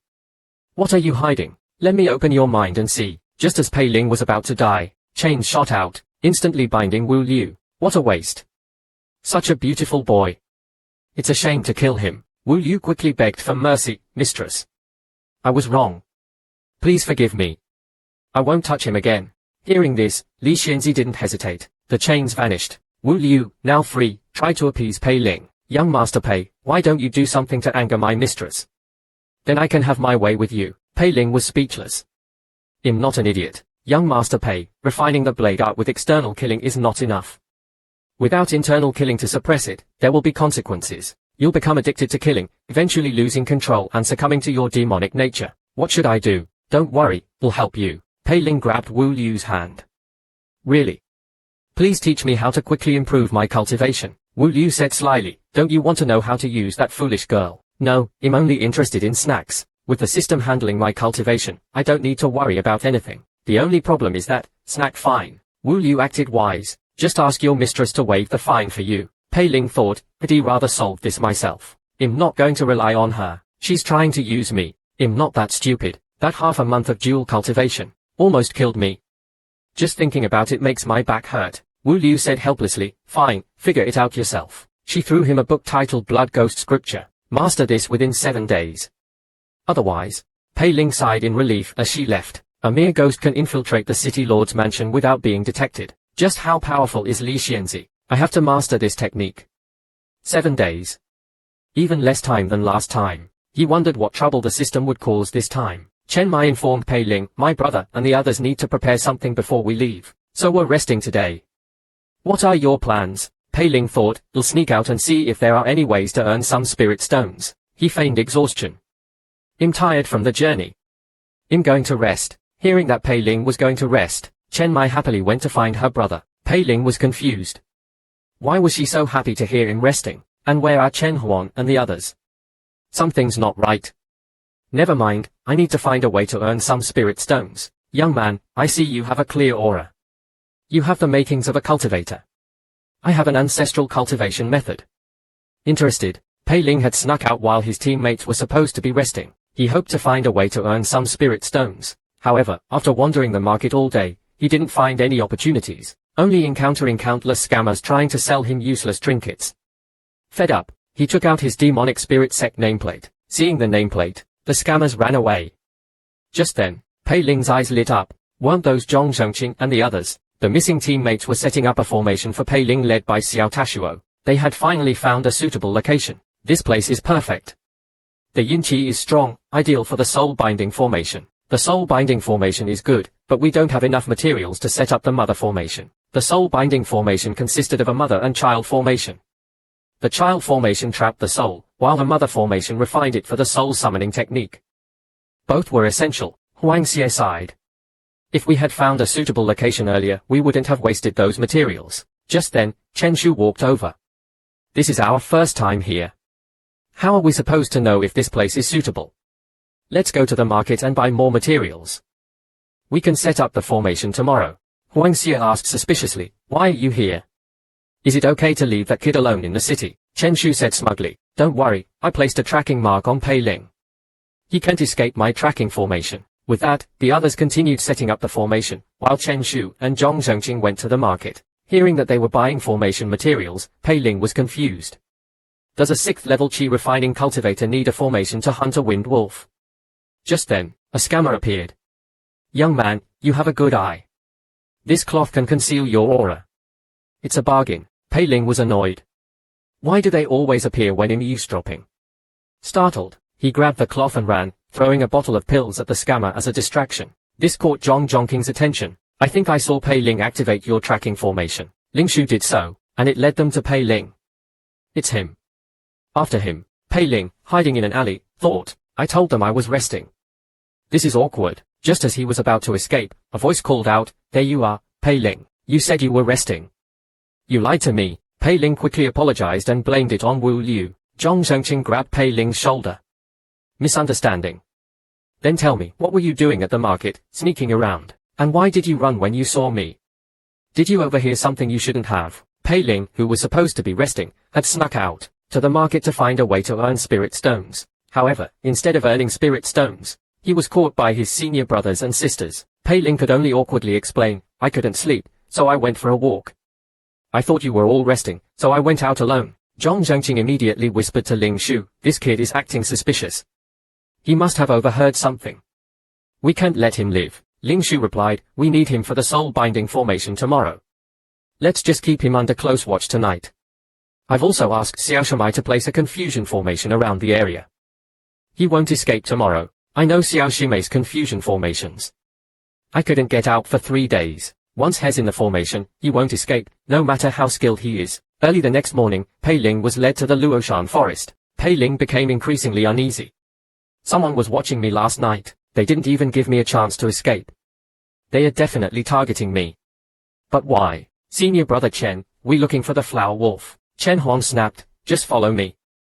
Ling Shu added, don't worry, we're almost there. Pei Ling thought, if they attack me now, I have no chance of survival. I need to find an opportunity to escape. Suddenly, roars echoed through the forest. Countless beasts attacked from all directions. They immediately went into battle mode. Pei Ling thought, this is my chance. You guys fight. I'm out. However, he underestimated his teammates' strength. Before he could get far, the beasts were already dealt with by Ling Shu. Chen Huan held a saber in one hand, and a beast's head in the other. He said casually, just now, life is like a bitter drama. I encountered 3 murderous senior brothers as soon as I joined the sect. Luckily, I'm resourceful. I pretended to be scared, and joined a team to escape, but I fell into Chen Huan's trap. He wants to use my body to refine his soul summoning technique. Pei Ling, sensing something was wrong, tried to escape during the beast attack. However, he was quickly caught by Chen Huan. Facing Chen Huan's questioning, Pei Ling could only awkwardly explain, I panicked during the attack and ran the wrong way. He thought those beasts were pathetic. Chen Huan didn't believe Pei Ling and grabbed his arm. That's not good enough. What if you get lost again? From then on, he kept a tight grip on Pei Ling. Pei Ling had no choice but to follow. The beasts nearby were too weak to provide any escape opportunities. Should I ask Wu Liu for help? No, that ghost would probably enjoy seeing me suffer. Just then, Chen Huan and his team stopped. He whispered, we're here. This is where we set up the child formation of the soul-binding formation. Lure Pei Ling inside, while Xiao Shimai and I set up the mother formation. They quickly dispersed. Pei Ling thought, Chen Huan, the strongest, isn't here. This is my chance. Where are they going? Ling Shu explained, they're going to deal with the one-eyed eagle. We're going to the Flower Wolf's territory. Just follow me. They continued walking. Seeing his opportunity, Pei Ling made his move. Are they gone now? Ling Shu was still trying to deceive him when Pei Ling suddenly attacked, grabbing Ling Shu's neck and slamming her to the ground. Don't play dumb with me. This sudden turn of events shocked Zhong Zhongqing and Huang Xie. You little brat, what are you doing? Pei Ling pulled out the yin saber. What am I doing? You know damn well what I'm doing. He attacked them. Both of them cursed. You're working for Zheng Jingshan. You little bastard, you tricked us. Hearing this, Pei Ling was furious. I thought you were my senior brothers. But you were planning to kill me. Don't blame me for this. Zhong Zhongqing whispered to Huang Xie, lure him to the child formation. The fight intensified. Blades clashed, sparks flew. As the dust settled, Pei Ling was standing before the child formation. Suddenly, Huang Xie attacked from behind. Pei Ling turned and slashed, but Huang Xie dodged. The attack, however, connected. Pei Ling found himself trapped in a strange energy, unable to move. Before he could react, Zhong Zhongqing attacked from behind, with a powerful double palm strike, sending Pei Ling flying. After experiencing several near-death experiences, he finally landed safely. Fighting two 5th level Qi refining cultivators is tough. Where are they? He couldn't find them. After walking for a while, Pei Ling realized he was back where he started. How unlucky can I be? I was attacked by my senior brothers as soon as I joined the sect. I finally joined a team to escape, but they were planning to use me for a blood sacrifice. I fought back, but I wasn't strong enough. Now I'm trapped in their confusion formation. Looking at the formation, Pei Ling knew he couldn't stay here. He had to escape. However, no matter which direction he went, he always ended up back at the starting point. Damn it. How am I supposed to get out of this maze? Activate system. Smart cultivation mode. Blood ghost scripture. With smart cultivation mode activated, Pei Ling's body was taken over. He instantly started cultivating the blood ghost scripture. Moments later, a system prompt appeared. Blood essence stones required. System will provide. Pei Ling thought, here we go again. This maze has nothing. If the system wants blood essence stones, it has to take me out. However, the system dragged Pei Ling towards a large mountain. Pei Ling panicked. I told you to find a way out, not kill me. A loud boom echoed. Pei Ling had smashed a hole through the mountain. He had escaped the formation. System. This time, you get a video review. Meanwhile, Chen Huan and Xiao Shimai were setting up the mother formation of the soul-binding formation. They were startled by the arrival of Zhong Zhongqing, Huang Xie, and the others. Chen Huan was shocked. What happened to you? Where's Pei Ling? Zhong Zhongqing quickly explained. We were tricked by that kid. We managed to trap him in the confusion formation, but he has Zheng Jingshan's yin saber. We can't afford to offend Zheng Jingshan. Chen Huan calmly replied, don't worry. Dead men tell no tales. He's trapped. There's no way he's getting out. Today, I will master the soul summoning technique. Pei Ling, controlled by the system, had run to the formation's core. He effortlessly broke the core support structures. Then he began absorbing the blood essence stones. Blood essence stone acquisition complete. Resuming cultivation of the blood ghost scripture. After cultivating for a while, he finally regained control. The next moment, a giant spider appeared behind him. How unlucky can I be? I just escaped the maze, and now a spider is chasing me. And this spider isn't much slower than the eagle cloud. Luckily, he had just learned the blood ghost movement technique and managed to stay ahead. Speaking of the blood ghost movement technique, I have to thank Li Xianzi. I love her so much. I've been running for so long, and this spider is still chasing me. This can't go on forever. I have an idea. Let's introduce you to someone. Meanwhile, Chen Huan and Xiao Shimai were completing the mother formation in the hidden valley. The formation pulsed with ghostly energy. Countless mournful cries echoed. Many of these souls belonged to their former lovers. However, they felt no remorse. With Xiao Shimei's final incantation, the soul-binding formation activated. Ghostly chi surged. Just as Chen Huan was anticipating the completion of his soul-summoning technique, the formation malfunctioned. Pei Ling's escape had disrupted the flow of energy, causing the formation to fail. The group, already harboring ulterior motives, descended into chaos. Chen Huan interrupted their arguing, and ordered Chen Shu, Wang Xie, and Zhong Zhongqing to capture Pei Ling. However, after pursuing him for a while, their tracking formation stopped working. Just as they were wondering what happened, they saw Pei Ling running towards them. They were delighted. "He's coming right to us." However, Pei Ling, using the blood ghost movement technique, slipped through them. He even called out, "I have a present for you. Hope you like it." As they were about to give chase, the Spider Queen arrived. The three quickly used their techniques to escape. Chen Shu, however, was a step too slow, and was swallowed whole by the Spider Queen. Zhong Zhongqing and Huang Xie, seeing this, didn't even try to save him. They watched Chen Shu being devoured. The two survivors found Chen Huan, and reported the encounter. Although Chen Huan was upset, he didn't show it. The Spider Queen was approaching.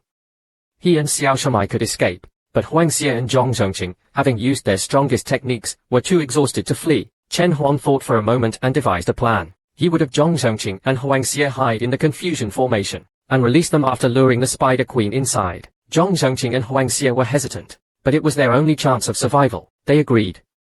Before they could get far, Chen Huan whispered to Xiao Shimei, "As soon as they're inside, activate the soul-binding formation. Refine them into the soul-summoning technique." The fate of a lovesick fool is often tragic. One moment, they are confessing their love. The next, they are being refined into a soul-summoning technique. Chen Huan, seeing the Spider Queen approaching, suggested that Zhong Zhongqing and Huang Xie hide in the formation. However, as soon as they entered, Chen Huan refined them into the soul-summoning technique. Unfortunately, Zhong Zhongqing and Huang Xie were already severely injured, so the refined soul-summoning technique wasn't perfect. While Xiao Tashua was distracted, Chen Huan stabbed her through the heart. Xiao Tashua couldn't understand.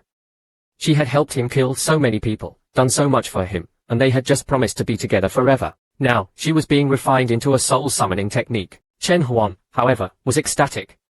"My soul-summoning technique is finally complete. Shimei, you can be with me forever now. I'll fulfill my promise and help you escape." Before he could finish, Pei Ling had escaped to Luoshan City. He was exhausted and needed help. He decided to seek help from the city lord.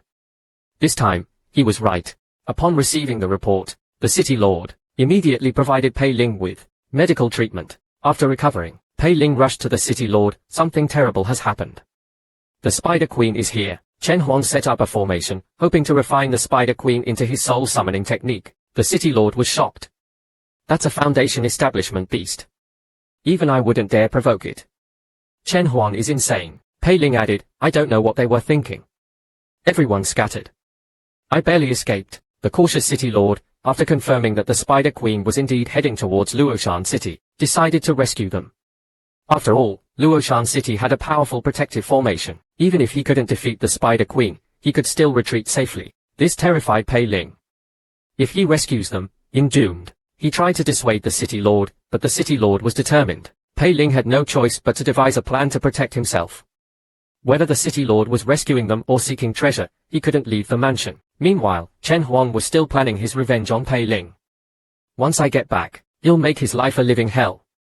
Luoshan City is just ahead. If I can use the city's formation to kill the Spider Queen, I might even profit from this." After all, Foundation establishment beast materials were valuable.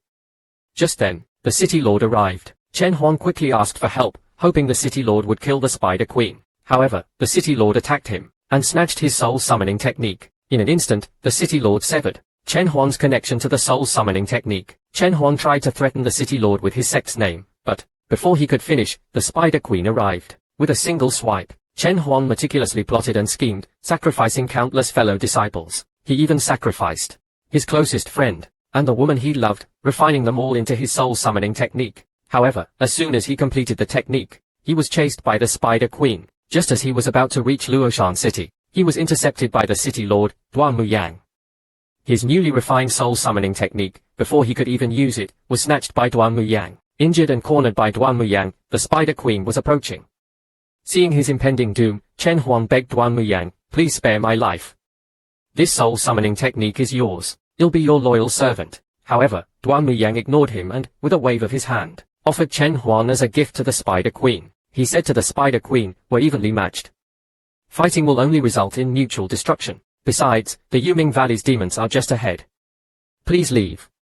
This little cultivator may not be much compensation, but it's a token of my goodwill. The Spider Queen considered this, accepted Chen Huan, and left. Returning to Luoshan City, Duan Muyang said to Pei Ling with a mournful expression, "Young Master Pei, I'm so sorry. That Spider Queen is too ferocious. I only managed to retrieve Chen Huan's belongings." Pei Ling thought, so he was after the treasure all along. Pei Ling pretended to cry. Brother Chen was such a good person. I wonder what happened to the others. Duan Muyang comforted Pei Ling and then said, "Your fellow disciples probably met their end as well. I only found these remnants."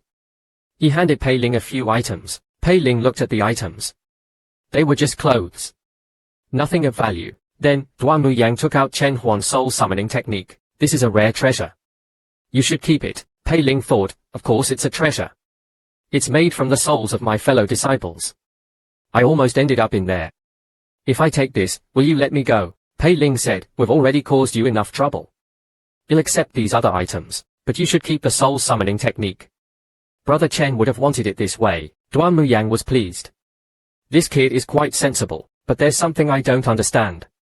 Chen Huang was at the 6th level of qi refining. How did you survive the Spider Queen? You must have some hidden abilities. Facing Duan Muyang's probing, Pei Ling thought, I guess I have to use Li Xianzi's name. I received guidance from Li Xianzi before this mission. She said I couldn't return until I completed it. Duan Muyang was immediately respectful. Don't worry, young Master Pei. I won't tell anyone. Li Xianzi won't know. As for your mission, we'll take care of it. Having the backing of Li Xianzi, everything became easier. In just an hour, Duan Muyang had completed Pei Ling's missions, bringing back the one-eyed eagle and flower wolf. When Duan Muyang asked Pei Ling to take out his sect nameplate to register the completed missions, Pei Ling was dumbfounded. Chen Huan and the others hadn't registered any missions for him. They only wanted to lure him out and refine him into the soul summoning technique. At least I can return to the sect and sell my pills now. The biggest problem is that I still haven't earned enough snacks to pay off my fine for killing those 3. If I go back now, their friends and family will surely make my life difficult. Just as Pei Ling was expressing his desire to stay longer, Duan Muyang gave him a warning. I understand you want to stay, young Master Pei, but you're the only survivor. People might accuse you of harming your teammates. Besides, young Master Pei wouldn't want to use Saint Li's name to cover up a murder, would he? You should return and report to Li Xianzi. He'll investigate and clear your name. Duan Muyang wasn't doing this for Pei Ling. As long as Pei Ling returned safely, the sect would assume Pei Ling used some underhanded method to eliminate his teammates. Duan Muyang could then clear his own name. After all, he received the soul summoning technique as a gift from Pei Ling, not by force. From another perspective, if Pei Ling truly was connected to Li Xianzi, helping him would earn him her favor. Duan Muyang was winning no matter what. Pei Ling sighed. Looks like I have to find another opportunity to escape after leaving Luoshan City. However, Duan Muyang, playing dirty, gave him a sound transmission talisman with automatic navigation, eliminating any chance of escape. Meanwhile, in the Huayin Peak Hall, Hansu, Li Si's grandfather, was reporting to Li Ping, the Huayin Peak elder. Elder, Li Sai was your grandson. You have to avenge him. Li Ping's eyes narrowed. The disciple who accompanied Li Sai to Yuan Lao Mountain was killed. Hansu informed him that the disciple had been eliminated. Li Ping was furious. Why did you kill such an important witness? Use your brain. How could Pei Ling have killed all 3 of them? There's clearly someone else involved. Besides, Li Sai and the others were killed by a ghostly blade technique. The only one in the holy sect with such a technique is Zheng Jingshan. Zheng Jingshan has a conflict with Miao Chengyang, another inner sect elder. Pei Ling was most likely acting on Zheng Jingshan's orders to kill Miao Liu. Li Sai was just collateral damage. Now that Pei Ling has left the sect with Chen Huan, has probably already been refined into a ghost. As for Zheng Jingshan, is a close associate of Li Xianzi. I can't act against him without proof. Inform the Miao and Zhu families. Have Zhu Zhenchuan pressure Li Zhenchuan, so Miao Chengyang can deal with Zheng Jingshan. Without Li Zhenchuan's protection, Zheng Jingshan is no match for Miao Chengyang. Trouble came knocking for Zheng Jingshan while he was teaching his female disciples. Miao Chengyang suddenly barged in and attacked him. His disciples tried to intervene but were stopped by Zheng Jingshan. I am a peak master. I won't let my disciples fight for me. Facing the enraged Miao Chengyang, Zheng Jingshan could only dodge and try to explain. All the evidence pointed to Zheng Jingshan. Miao Chengyang, consumed by rage, didn't listen to his explanations. He attacked relentlessly. When Zheng Jingshan regained consciousness, Miao Chengyang was already gone. I was beaten unconscious. I've lost all face. Furious, Zheng Jingshan wanted to go to the discipline hall to complain, but was told Miao Chengyang had already gone to settle the fine, and he only spared your life because of Li Xianzi. Hearing this, Zheng Jingshan was even more furious. Who's framing me? Meanwhile, Pei Ling was wondering how to get Zheng Jingshan to help him with his snack fine. Back at the sect, Pei Ling went to the mission hall to report his completed missions. He received low-grade spirit stones. These spirit stones could buy quite a few things at the treasure hall. If it weren't for those three, just as he left the mission hall, he was taken away by the discipline hall. The discipline hall was efficient. They recounted Pei Ling's crimes in detail. With irrefutable evidence, Pei Ling couldn't deny it, and signed the confession. The discipline hall was fair and calculated Pei Ling's fine to be snacks. Pei Ling wanted to cry. 3 months. Can I really earn that much? Then, the discipline hall official told him the good news. He didn't have to pay the fine. The Li, Zhu, and Miao families wanted to pay it in exchange for his life. The discipline hall has determined that you possess a rare ability, so we've agreed to their request. Pei Ling was shocked. You're breaking the rules. I have 3 months. The discipline hall official chuckled. Rules are meant to be broken. The holy sect's interests come first. Just as Pei Ling was facing his impending doom, he had a brilliant idea. Wait. 3 months to pay the fine. I can ask Zheng Jingshan to vouch for me. He was the one who brought me into the outer sect. The discipline hall official considered this. Zheng Jingshan has a conflict with the Miao family, but he is Li Xianzi's close associate. The discipline hall has to give him some face. He said to Pei Ling, let's pay Elder Zheng a visit. If you're lying, you'll suffer the consequences. How pathetic is this man? He was suddenly targeted. While he was drowning his sorrows, Zheng Jingshan, trying to drink away his problems, was interrupted by a knock. It was someone from the discipline hall. Zheng Jingshan sighed. Probably another disciple causing trouble. He was in no shape to see anyone, so he pretended to be in seclusion and communicated through a sound transmission. It turned out Pei Ling had killed Miao Liu and couldn't pay the fine. They wanted him to vouch for Pei Ling. Hearing this, the furious Zheng Jingshan stormed out. He grabbed Pei Ling by the neck. You little bastard. You killed Miao Liu and made me take the blame. Zheng Jingshan wanted to tear Pei Ling apart, but because of Li Xianzi, he couldn't do anything to Pei Ling. He reluctantly agreed to vouch for Pei Ling. After the discipline hall officials left, Pei Ling thanked Zheng Jingshan profusely. Him saved. The next moment, Zheng Jingshan punched him. Fortunately, Zheng Jingshan was only venting his anger, but Pei Ling sensed a hint of killing intent in the punch. Back in his courtyard, Zheng Jingshan asked about the amount of the fine. He was, after all, the guarantor. Upon learning it was snacks, Zheng Jingshan almost fainted. Even I, an inner sect elder, don't have that much. How can an outer sect disciple possibly pay it back? They are setting me up. If it weren't for Li Xianzi, I'd roast that kid alive. What surprised Zheng Jingshan the most was that Pei Ling had killed 2 4th level and 1 5th level chi refining cultivators. He killed 3 cultivators stronger than him and barely got injured. He's truly talented. No wonder Li Xianzi likes him. But I really don't have snacks. He decided to tell Pei Ling about the ways to earn snacks and let him try to earn some. If Pei Ling couldn't pay it back, he would have to cover the rest. Pei Ling thanked Zheng Jingshan. At least he had 3 more months to live. He left happily, leaving Zheng Jingshan alone in the wind. We both fought. Why is he unharmed while I'm severely injured? Look at this woman in a sexy outfit, whipping the beautiful woman kneeling on the ground. The woman being whipped isn't angry, she's even enjoying it, asking for more. Pain is pleasure. To inflict pain, one must first understand pain. By experiencing pain, one can create techniques that inflict even greater pain. This bizarre scene intrigued Pei Ling. He went to the talisman hall, hoping to impress, but after much effort, he only managed to draw a stick figure. To his horror, the talismans used in the talisman hall were made from human skin. The first lesson was to choose a victim and personally skin them to create the talismans. Pei Ling couldn't stomach such a gruesome scene and left. Since talismans are out of the question, let's try beast taming. The beast taming lessons were even worse. The instructor was talking about taming a beast. 1 second, and the next, his arm was bitten off. Pei Ling ran. This demonic sect is insane. Is there anything normal here? There's one last option. If that doesn't work, we'll just sell the yin saber and pay the fine. Fortunately, the pill hall was relatively normal. This gave Pei Ling some hope. As he was listening attentively, the system prompted. Detecting external pill recipes. Recording in progress. Pei Ling was overjoyed.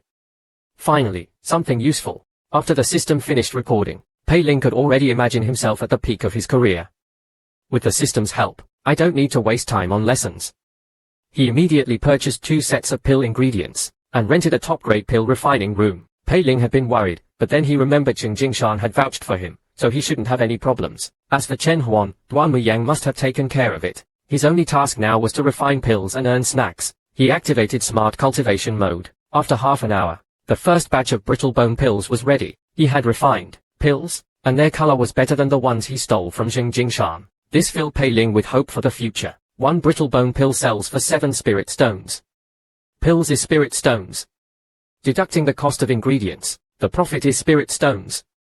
2 pills per hour, pills per day, 5 batches per day for 3 months is snacks. Excited, Pei Ling began the next batch. However, as soon as he put the ingredients in the cauldron, he turned into an Indian. Just as Pei Ling was confused, the system prompted. Insufficient spiritual energy. Pill refining failed. Smart cultivation mode deactivated. How convenient is smart cultivation mode? Just by listening to the instructions once, the system can successfully refine pills. To achieve financial freedom quickly, Pei Ling immediately activated smart cultivation mode and began refining the second batch. Good, very good. As soon as Pei Ling put the ingredients into the cauldron, he turned into an Indian again. The reason? Insufficient spiritual energy. Pei Ling was speechless. Why didn't you tell me earlier? I wasted so many ingredients. I need to sell the first batch of pills and repair the cauldron. However, upon arriving at the treasure hall, Pei Ling overheard a disturbing conversation. The price of brittle bone pills had dropped to 5 spirit stones. Damn it. I need money. Even if the price is low, I have to sell. Due to Pei Ling's shabby appearance, the process of selling the pills was humiliating. He was stopped at the entrance and questioned by a guard. After finally reaching the pill purchasing counter, he was scolded by a beautiful pill evaluator. When he presented the pills, the clerk scoffed. Fortunately, the system had performed well this time. The brittle bone pills were of superior quality. As soon as he opened the bottle, a rich fragrance filled the air. Even so, the clerk still believed Pei Ling couldn't have possibly refined such high-quality pills. It must have been pure luck. The old shopkeeper, however, was experienced. He smelled the fragrance and immediately slapped the clerk. He apologized to Pei Ling and offered spirit stones for the pills. Hearing this, Pei Ling was ecstatic. To get a better price, he pretended to be hesitant. Jin Sumian, the talented pill evaluator, was impressed. Refining superior-grade brittle bone pills with ordinary earth fire was much more difficult than refining ordinary pills. These pills must be from a master. If I can study them, my pill refining skills will surely improve. Jin Sumian grabbed Pei Ling's hand, placed it on her chest, and offered spirit stones, promising to introduce Pei Ling to Sheng Lao, the inner sect pill refining master. Just as Pei Ling was about to succumb to Jin Sumian's charms, the old shopkeeper intervened, warning Jin Sumian not to poach his customers. He then told Pei Ling the treasure hall would buy his pills for spirit stones and offer an increase for future purchases. Jin Sumian, unwilling to give up, reminded Pei Ling, spirit stones or future prospects, which is more important? Think carefully, young Master Pei. Would you choose Million or Tsinghua University? Pei Ling chose the spirit stones. Jin Sumian was speechless. The old shopkeeper was overjoyed. Such a talented pill refiner was rare. He reminded Pei Ling, don't store superior grade pills with ordinary pills. It affects their quality. The next moment, everyone was stunned. All of Pei Ling's brittle bone pills were superior grade. Even a master pill refiner would need dozens of attempts to refine one superior grade brittle bone pill. To refine so many at once was something only a reclusive expert could achieve. The old shopkeeper immediately lowered his stance and asked Pei Ling to introduce him to this master. Jin Sumian gave Pei Ling a bottle of essence replenishing pills, and placed Pei Ling's arm on her chest again, hoping he would reconsider. But Pei Ling remained unmoved. Although he enjoyed the soft sensation, he was just a lowly chi refining cultivator with no backing. If others knew he refined the superior grade pills, he would be forced to become a pill refining machine for the sect. He quickly explained, I don't know any master pill refiners. These pills were given to me by Zheng Jingshan. The old shopkeeper was doubtful. He hadn't heard that Zheng Jingshan could refine pills. Jin Sumian was also skeptical. Judging by his hands, he doesn't look like a pill refiner. He couldn't have possibly refined so many superior grade pills. Only a novice would sell such valuable pills at the treasure hall. And Zheng Jingshan is a close associate of Li Zhenchuan. Perhaps he really did receive them from a master through Zheng Jingshan. I should pay Zheng Jingshan a visit. Using Zheng Jingshan as a scapegoat, Pei Ling successfully escaped. After deducting the cost, he had earned spirit stones and a bottle of essence replenishing pills. If I had known pill refining was so profitable, I wouldn't have bothered with missions. But his joy was short-lived. As he was reveling in his newfound wealth, a chilling aura washed over him. Before he could react, he was pinned to the ground by a pink whip. It was Wu Liu, here to check on his progress. She had planned to tease Pei Ling, but was surprised to hear he had already mastered the blood ghost scripture. Wu Liu was skeptical. She summoned a withered tree and ordered Pei Ling to break off a branch using the bone forging technique. Pei Ling didn't hesitate and retrieved the branch with a flick of his wrist. Seeing her plan fail, the disappointed Wu Liu left, leaving Pei Ling alone in the wind. Dual cultivation is a skill. Do you remember what happened after Li Xianzi knocked Pei Ling unconscious on the ship? After half a month of continuous dual cultivation, even the talented Pei Ling was almost drained dry. If it were any of you, you would probably be dead. Since then, Li Xianzi had become completely infatuated with Pei Ling, often thinking of him. For example, now, holding the 6-yin scripture, Li Xianzi was thinking, no one in the sect could comprehend the 6-yin scripture, but Pei Ling could absorb its power. He even shared its power with me through dual cultivation, significantly increasing my cultivation. But why didn't my cultivation improve during that half a month on the ship, even though we dual cultivated for much longer? Does it only work when Pei Ling takes the initiative? I must try it again after I leave seclusion. Thinking of this, Li Xianzi blushed. She couldn't tell if her desire to dual cultivate with Pei Ling stemmed from a thirst for power or a longing for his touch. Meanwhile, Pei Ling was focused on pill refining. Today, I refined 5 batches of pills. 1 batch failed. 1 batch I used to replenish my spiritual energy, and the remaining 3 batches yielded superior grade brittle bone pills. My cultivation has also reached the 5th level of qi refining. The only problem now is how to sell these pills safely. Asking Zheng Jingshan to sell them might raise suspicion. Pei Ling decided to disguise himself as a woman to sell the pills, but was recognized by the old shopkeeper. The shopkeeper even teased, "Young people, I understand." The embarrassed Pei Ling quickly left. Seeing that his disguise had failed, he went to Zheng Jingshan for help. However, before he could enter, he heard a commotion. He hid and observed. A domineering woman stormed out of Zheng Jingshan's courtyard, scolding him. She then said to Jin Sumian, "Forget about that pill refining master. Tang Jie has secured the cold fire water mission for you. Refining the cold fire water will greatly improve your pill refining skills." Seeing the 2 women leave, Pei Ling thought, pill refining master, could it be because of me? As he was about to leave, Zheng Jingshan caught him. The frustrated Zheng Jingshan was already annoyed at the sight of Pei Ling. He slapped Pei Ling. "Ever since Pei Ling joined the sect, I've been constantly humiliated. I don't know any pill refining masters, and that woman broke down my courtyard door. Now this sneaky little bastard Zheng Jingshan had a bad feeling.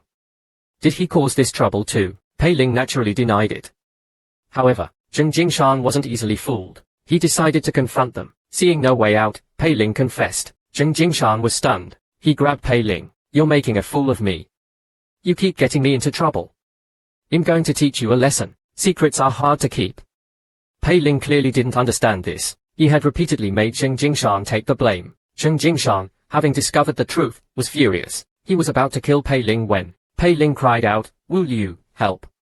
Hearing this, Zheng Jingshan calmed down. Wu Liu was Li Xianzi's ghost servant. Perhaps this was all Li Xianzi's doing. Suppressing his anger, Zheng Jingshan, to save face, said, "If you can refine a brittle bone pill, he'll let you off the hook." He had Ouyang Xinqing prepare the cauldron and ingredients and had Pei Ling refine a pill on the spot. After preparing everything, Ouyang Xinqing gently encouraged Pei Ling. This was the first time Pei Ling felt cared for since joining the sect.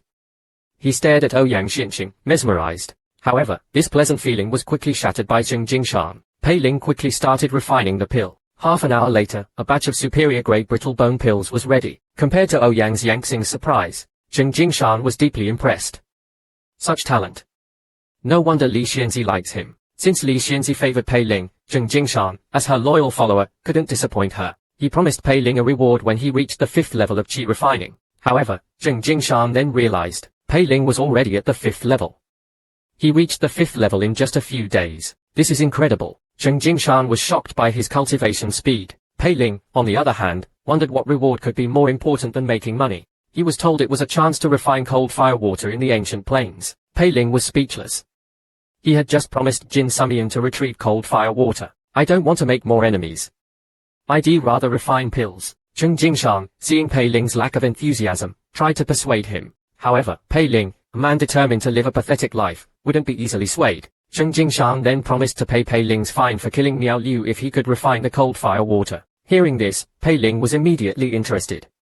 Seeing Pei Ling relent, Zheng Jingshan arranged for 3 Foundation establishment disciples to protect him. Pei Ling thought, such a grand gesture, this must be dangerous. He wanted to use Wu Liu's name to convince Zheng Jingshan to go as well, but Zheng Jingshan said he was just a peak master, and there were high-ranking elders above him. Taking this spot would require him to handle external affairs for Pei Ling. However, to ensure Pei Ling's safety, Zheng Jingshan gave him a protective talisman. A high-ranking saint is forcing herself on Pei Ling. How would Pei Ling react? Last time, under Zheng Jingshan's arrangement, Pei Ling and 3 senior disciples went to the ancient plains to retrieve the cold fire water. However, along the way, Pei Ling was constantly ridiculed by Fang Ji and Shui Ying. After all, Jian Sangpeik was already struggling. Wasting resources on this mission, especially for an outer disciple, naturally caused resentment. Fortunately, Ouyang Xianxing defended Pei Ling, preventing him from being bullied too much. The next moment, Ouyang Xianxing pulled Pei Ling and jumped into an abyss. Meanwhile, Miao Chengyang, upon learning that Pei Ling had entered the ancient plains, decided to kill him. If Pei Ling died in the ancient plains, the discipline hall wouldn't be able to investigate, and Zheng Jingshan's efforts to secure the mission would be wasted. It was a win-win situation. However, Miao Chengyang was puzzled. The cold fire water was originally reserved for Jin Sumian. Why did Zheng Jingshan snatch the mission? Just then, Zheng Jingshan challenged Miao Chengyang, risking severe punishment. Back in the ancient plains, Pei Ling was enduring the pain of absorbing the spiritual energy. Fortunately, Ouyang Xianxing was there to help him channel the energy, preventing him from exploding. Seeing Pei Ling's weakness, Fang Ji immediately ridiculed him. Ouyang Xianxing defended Pei Ling. Shu Ying stepped forward and said he would take Pei Ling. Pei Ling looked at Shu Ying. He seems harmless. He probably won't trick me. They reached the entrance of the bewildering dream realm. Shui Ying found a stick and told Pei Ling to hold on tight. Don't react to anything you see. Just follow me. Pei Ling readily agreed. This stick is my lifeline. However, as soon as they entered the bewildering dream realm, Shui Ying disappeared. Fortunately, he was still holding the stick. This calmed him slightly. The next moment, the stick transformed into Li Xianzi's hand. Pei Ling was confused. Why is Li Xianzi here? To his surprise, Li Xianzi pushed him to the ground, and started taking off her clothes. Looking at Li Xianzi's naked body, Pei Ling was overwhelmed. No man could resist such a sight. She's going to have sex with me right here. Impossible. Li Xianzi would never be so proactive. This must be an illusion. Just as Li Xianzi was about to make her move, Pei Ling pushed her away and ran. Several copper coins appeared where he had been lying. Pei Ling was relieved. That was close. The illusion shattered, and the monster revealed its true form. It attacked Pei Ling with its tentacles. Pei Ling naturally fought back, slashing at the monster with the blood ghost movement technique. Just as he was about to kill it, Ouyang Xianxing appeared and pulled him back. Pei Ling was covered in cold sweat. He had almost attacked himself. If Ouyang Xianxing hadn't stopped him, he would be dead. A hero is easily swayed by beauty. 3 beautiful women offering themselves to you. Any man would be tempted. However, 10 minutes ago, Pei Ling was almost consumed by lust. Fortunately, Ouyang Xianxing arrived just in time, saving him. Ouyang Xianxing comforted Pei Ling and asked the awakened Shu Ying what happened. Pei Ling said awkwardly, I was holding senior brother Shui Ying's stick, then suddenly, he disappeared. And senior brother Shui Ying hasn't come to help.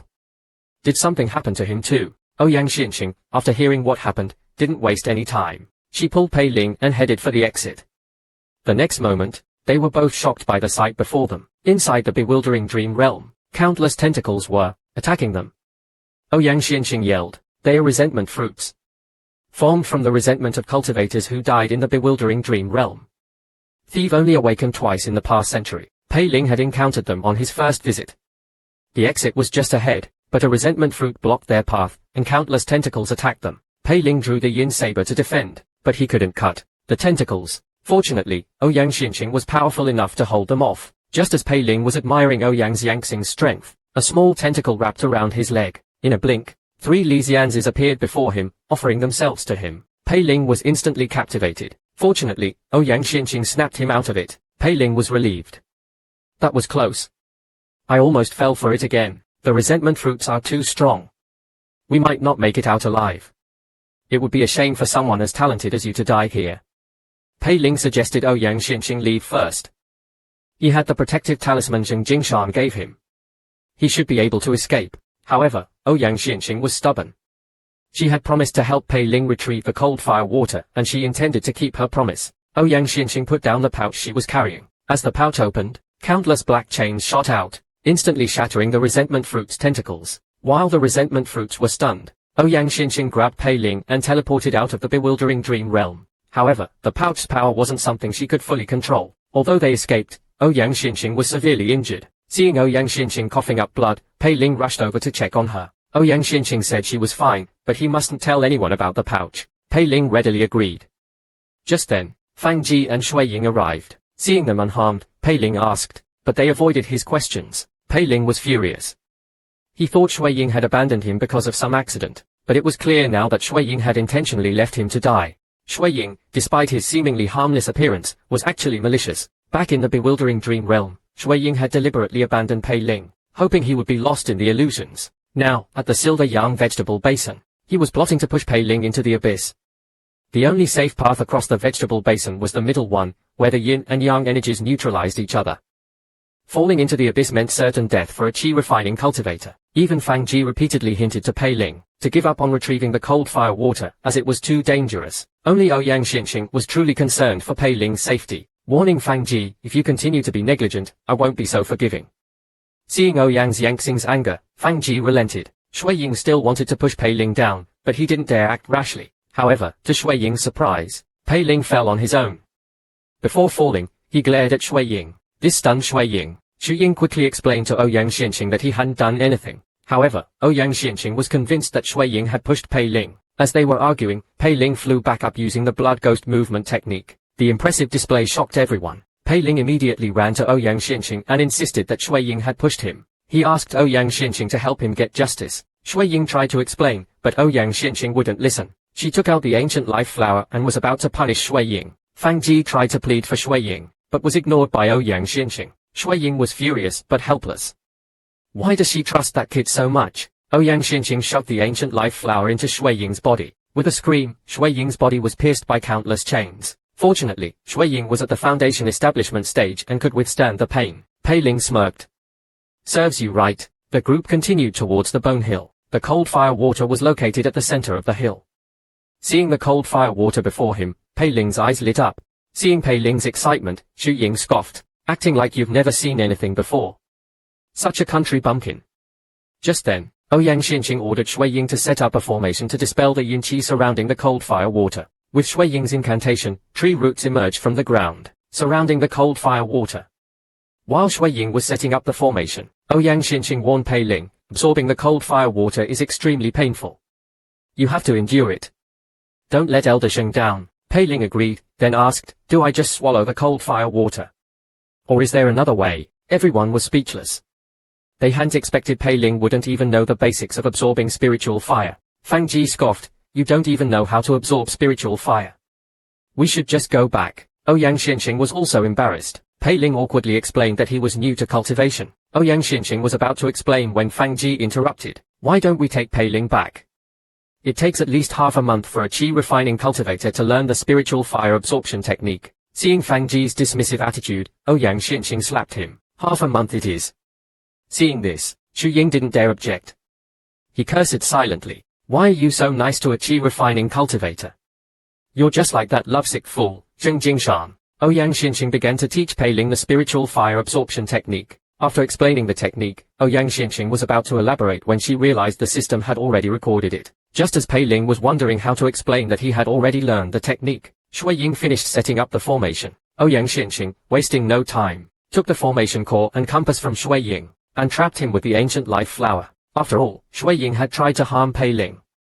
This was a precautionary measure. This woman is amazing. Ouyang Xianxing activated the formation, and the yin qi surrounding the cold fire water was dispelled. After giving the purified cold fire water to Pei Ling, Ouyang Xianxing decided to take him to the Yogu Cave to give him time to learn the spiritual fire absorption technique. Fang Ji said the path to Yogu Cave was dangerous and that they might not be able to protect Pei Ling. However, Ouyang Xianxing was determined. He'll use the pouch if necessary. The price she mentioned shocked them. She had already been severely injured after using the pouch once in the bewildering dream realm. Pei Ling didn't want her to get hurt again, so he said, I want to try absorbing the cold fire water now. How reckless is this protagonist? He's trying to absorb the cold fire water after hearing the instructions just once. Absorbing spiritual fire was a one-time opportunity. Failure meant certain death. Seeing Pei Ling's recklessness, Ouyang Xianxing tried to dissuade him. However, Pei Ling insisted and summoned the system. Fang Ji scoffed. Even a genius wouldn't be able to succeed. Hell be burned to ashes. The next moment, Fang Ji was proven wrong. Under the system's control, Pei Ling's absorption process was smooth and painless. He didn't even flinch. However, Pei Ling was suffering internally. Absorbing spiritual fire wasn't pleasant. He wanted to stop, but the system didn't care about his pain. It continued, until the cold fire water was completely absorbed. Shui Ying, trapped by Ouyang Xianxing, was furious. If Pei Ling succeeded, his efforts would be wasted. and if Pei Ling grew stronger, Jiansang peak would rise, making his decision to join Miao Chengyang meaningless. For his own future, Xu Ying didn't hesitate, and attacked, trying to interrupt Pei Ling. However, just as he was about to break free, Ouyang Xianqing sensed his killing intent, and attacked him. Fortunately, Miao Chengyang arrived just in time and stopped Xu Ying. Ouyang Xianqing, knowing she was no match for them, decided to hold them off, while Fang Ji took Pei Ling away. Fang Ji agreed verbally, but secretly, he shot 2 needles at Pei Ling. Fortunately, Ouyang Xianqing reacted in time, and saved Pei Ling. Miao Chengyang, the strongest, didn't attack immediately. He wanted Pei Ling to experience the fear of death, before killing him slowly. Fang Ji pleaded, "Master, even the 2 of us combined are no match for Miao Chengyang. Why don't we join him?" Ouyang Xianqing was disgusted. "I am a woman, but I have my pride. I won't betray my sect. I gave my word, and I won't go back on it." Seeing Ouyang Xianqing's refusal, Miao Chengyang attacked her. Ouyang Xianqing took out the pouch, but before she could open it, Miao Chengyang stopped her. After all, the difference in their cultivation levels was significant. Just as Ouyang Xianqing was losing hope, Miao Chengyang suddenly disappeared. Fang Ji and Shui Ying were stunned. Miao Chengyang had been taken to a strange place. A woman in yellow was embroidering. She said, "Come and sit, Elder Miao." As Miao Chengyang was taken away, the situation reversed. Ouyang Xianqing was stronger than Shui Ying and Fang Ji. They only dared to betray her because Miao Chengyang was their backer. Now that Miao Chengyang was gone, Ouyang Xianqing opened the pouch. Inside, a woman in red was revealed. As the woman in red raised her hand, countless bone spikes shot out. Fang Ji quickly took out a protective treasure to defend, but it wouldn't last long. He prayed Miao Chengyang would return soon. He didn't know, Miao Chengyang was trapped in an illusion. Miao Chengyang, looking at the woman before him, realized she was Jiao Ni, Li Zhenchuan's servant. He asked why she had brought him here. Jiao Ni's answer was simple. "Stay away from Pei Ling." Miao Chengyang was shocked. Could Pei Ling's backer be Li Zhenchuan, not Cheng Jingshan? He wanted to refuse, but a cut suddenly appeared on his face. He looked closer, and saw Jiao Ni had pricked his hand with a needle. As soon as Miao Chengyang tried to resist, he was sent flying by an invisible force. Jiao Ni said calmly, "If Pei Ling had failed to absorb the cold fire water, I wouldn't have intervened." But he succeeded. First, you must not reveal what happened today. Second, you must not harm Pei Ling before he enters the inner sect. If you agree to these 2 conditions, I'll let you go. Miao Chengyang asked, "So I can kill him once he enters the inner sect?" Jiao Ni didn't deny it. "If Pei Ling is weaker than you, then he's not worthy of my mistress' attention." After Miao Chengyang agreed to the 2 conditions, Jiao Ni was about to let him leave, but she stopped him. "Since you're here, have a cup of tea before you go." Meanwhile, Shui Ying and Fang Ji were on the verge of death. Shui Ying suggested using Pei Ling as a shield. Fang Ji agreed, and unleashed a seductive technique on Pei Ling. Ouyang Xianqing quickly tried to counter the seductive technique with her own, but it was easily dodged. This gave Fang Ji an opportunity to attack. Before she could react, Fang Ji's fist, embedded with 3 needles, sent her flying. Pei Ling, having finally absorbed the cold fire water, dodged the seductive technique. Just as he was about to draw the yin saber, he realized the saber had slipped from his grasp. He looked down, and saw he was covered in burns. He couldn't even hold the saber. Just as he was about to die, Pei Ling remembered something. He summoned the system and activated the blood slaughter blade art. In an instant, the already injured Shui Ying was killed by the system-controlled Pei Ling, his essence absorbed. Seeing Pei Ling's sudden power, Fang Ji was terrified and ran, asking the seductive ghost to cover his retreat. To Fang Ji's horror, Ouyang Xianqing dispelled the red woman's technique. In an instant, Fang Ji was pierced by countless bone spikes. The seductive ghost also died. Pei Ling, without hesitation, used the blood slaughter blade art again, absorbing Fang Ji's essence. Just then, a hand patted Pei Ling on the shoulder, deactivating the system. Pei Ling had told Ouyang Xianqing this method, because the system was unpredictable. Never turn around when you feel a tap on your shoulder in a dangerous situation. You never know if it's a person or a ghost. Pei Ling had made this mistake. A red-eyed woman in red was staring at him. The next moment, countless bone spikes shot out. Pei Ling quickly drew the yin saber to defend. Thanks to absorbing Xu Ying and Fang Ji's blood slaughter chi, he managed to block the attack. Seeing the red woman losing control, black chains shot out from the pouch, dragging the woman inside. Pei Ling was confused. Is that Wu Liu again? Wu Liu had been punished by Li Xianzi for her actions. Now, Jiao Ni had come to summon Pei Ling. Pei Ling was delighted. He was about to thank Jiao Ni, but she kicked him away. My mistress doesn't like weaklings. Prove your worth, or you're on your own. Pei Ling was speechless. He tried to ask if Li Xianzi had any other techniques for him, but Jiao Ni had already disappeared. Back in his courtyard, Pei Ling gave Cheng Jingshan the cold fire water and received his reward. Zheng Jingshan was furious. After all these years of nurturing them, they betrayed me. At least their deaths served a purpose. Miao Chengyang being taken away by Jiao Ni. Please Zheng Jingshan. He knew Jiao Ni's abilities. Miao Chengyang would suffer. Pei Ling asked about his fine. Zheng Jingshan, going back on his word, said, Young Master Pei, now that you have the cold fire water, what's a measly snack fine? You'll make sure you can pay it back. Pei Ling was speechless. Miao Chengyang, severely injured and poisoned, ordered his disciples to kill Pei Ling's family to make him suffer. A disciple advised, this is unwise. The sect will think you're taking revenge on Pei Ling for failing to capture him. If Zhu Jinchuan hears about this, our position will be jeopardized. Besides, Pei Ling was often bullied in his family. They might not care about him. Miao Chengyang agreed. The disciple continued, but I have another idea. There's a female cultivator in the outer sect who has a connection with Pei Ling. Few can resist the allure of beauty. Lust is a powerful weapon.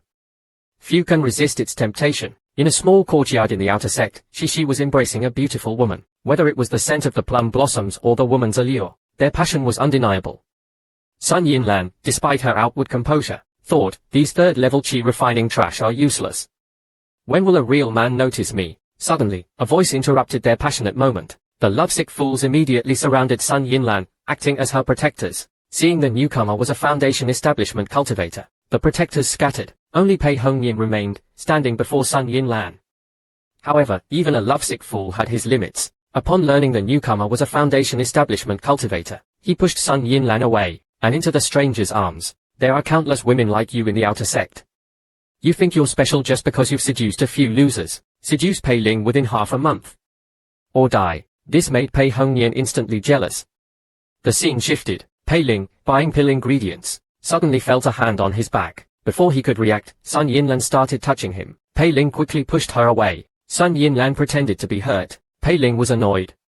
If I hurt her, the discipline hall will fine me again. He helped her up and apologized. Seeing his concern, Sun Yinlan regained her confidence. Men are all the same. She slipped him an aphrodisiac, and started seducing him. Her already alluring figure, coupled with her seductive demeanor, was irresistible. No wonder Pei Hongyan was so smitten. But then, Pei Ling thought, she hated me before. Why is she suddenly so interested? Is she trying to harm me? Pei Ling immediately ran. However, Sun Yinlan, driven by her mission, wouldn't let him go. No matter where Pei Ling hid, Sun Yinlan always found him. Desperate, Pei Ling hid in the men's bathhouse. Even there, Sun Yinlan managed to sneak in. Pei Ling, feeling like a trapped bird, could only run. This place has formations. Everyone has their own private space. However, to Pei Ling's surprise, he escaped Sun Yinlan only to encounter Li Xianzi. She started undressing him. What's it like to be caught peeping on a saintess? The embarrassed Pei Ling quickly explained he wasn't peeping. Li Xianzi wasn't angry. After all, they had met like this before. Although Pei Ling had been unconscious both times, seeing that Pei Ling could resist her charm, Li Xianzi was slightly surprised. But then she thought, this is good. From our previous dual cultivation sessions, my cultivation didn't improve much when I was in control. Let's see what happens when he's conscious. I can just erase his memory afterward. However, Li Xianzi's thoughts only increased Pei Ling's anxiety. The pressure made him want to escape. However, as soon as he turned around, Li Xianzi caught him. Facing Li Xianzi's beckoning, Pei Ling, despite his reluctance, couldn't refuse. He walked towards her nervously. The short distance felt like 1,000 miles. What does she want from me? Did she discover I used her name? Is she here to punish me? To his surprise, Li Xianzi asked him to perform the 6-yin scripture. Pei Ling was stunned. 6-yin scripture. Did Jiao Ni forget to give me the cultivation method? Pei Ling didn't know the nameless cultivation method was the 6-yin scripture. He explained that he didn't know the 6-yin scripture. Li Xianzi, sensing he was telling the truth, thought he was still recovering his memory. This wasn't a problem for her. She kissed him, catching Pei Ling off guard. A familiar feeling washed over him. He felt a surge of spiritual energy. Is the nameless cultivation method the 6-yin scripture? Should I use the system? No, I can't miss this opportunity. I've been on the receiving end for too long. It's my turn to take control. He embraced Li Xianzi and started dual cultivating with her in the bath. Li Xianzi finally experienced the pleasure of dual cultivation. She was lost in the sensation. If you had to have sex with a beautiful woman all day, every day, except for eating and sleeping, how long could you last? The talented Pei Ling lasted half a month without sleep. Even so, Li Xianzi wasn't satisfied. She felt that this half-month of cultivation hadn't given her the same feeling as their first encounter. This surprised Pei Ling. I used all my skills, and she's still not satisfied. After regaining her composure, Li Xianzi threw spirit stones at Pei Ling and said, "You can leave now." A typical move. Pei Ling was disappointed but could only force a smile. After all, if he continued, he might need major repairs. However, just as he was leaving, Li Xianzi decided to erase his memory. Pei Ling naturally resisted. "I'm almost broken, and you're not only not compensating me but you're also erasing my memory. That's not fair." However, Li Xianzi ignored his protests. When Pei Ling woke up, he felt a pain in his lower back. "Why did I fall asleep? And why does my back hurt? Wait, why did I say again?" Confused, Pei Ling decided to stop thinking about it. He didn't know how long he had been asleep. Sun Yinlan must be gone by now. He needed to leave this market. Suddenly, a night vendor blocked his path, and said he couldn't leave without buying something. Pei Ling was annoyed. This forced shopping is so typical of this demonic sect. Fine, we'll just buy something to get rid of them. The only problem was that he had to pay to see the contents of the cultivation methods. Otherwise, he could just steal everything. Pei Ling could only choose a cheap cultivation method. Just then, a technique that could absorb the spiritual energy of surrounding plants to enhance oneself caught his attention.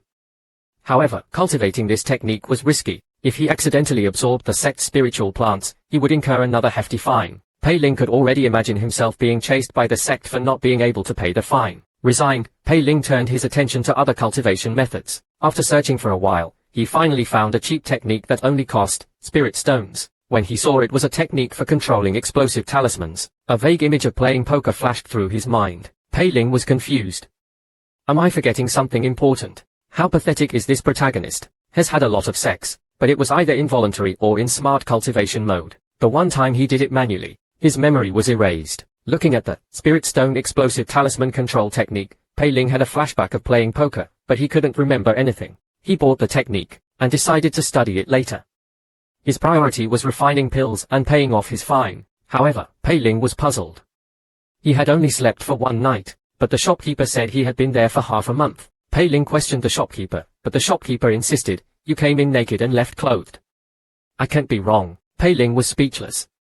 He had lost half a month of pill refining time. The only good news was that Sun Yinlan was gone. Relieved, Pei Ling immediately returned to refine pills. Half a month later, Pei Ling decided to visit Jing Jingshan to discuss the pill profits. However, he was greeted by a disheveled and bruised Jing Jingshan. Before Pei Ling could ask what happened, Jing Jingshan interrupted him, saying that the inner sect matter had been resolved. He also said that for the last batch of superior-grade brittle bone pills, Pei Ling would receive one mid-grade spirit stone, which was equivalent to low-grade spirit stones. Pei Ling was overjoyed.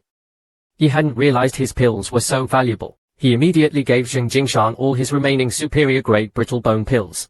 This shocked Jing Jingshan. How did he refine so many superior-grade pills in such a short time? He's truly talented. Ordinary methods won't work. You'll have to sell them at the Wandering Grey Sea Market.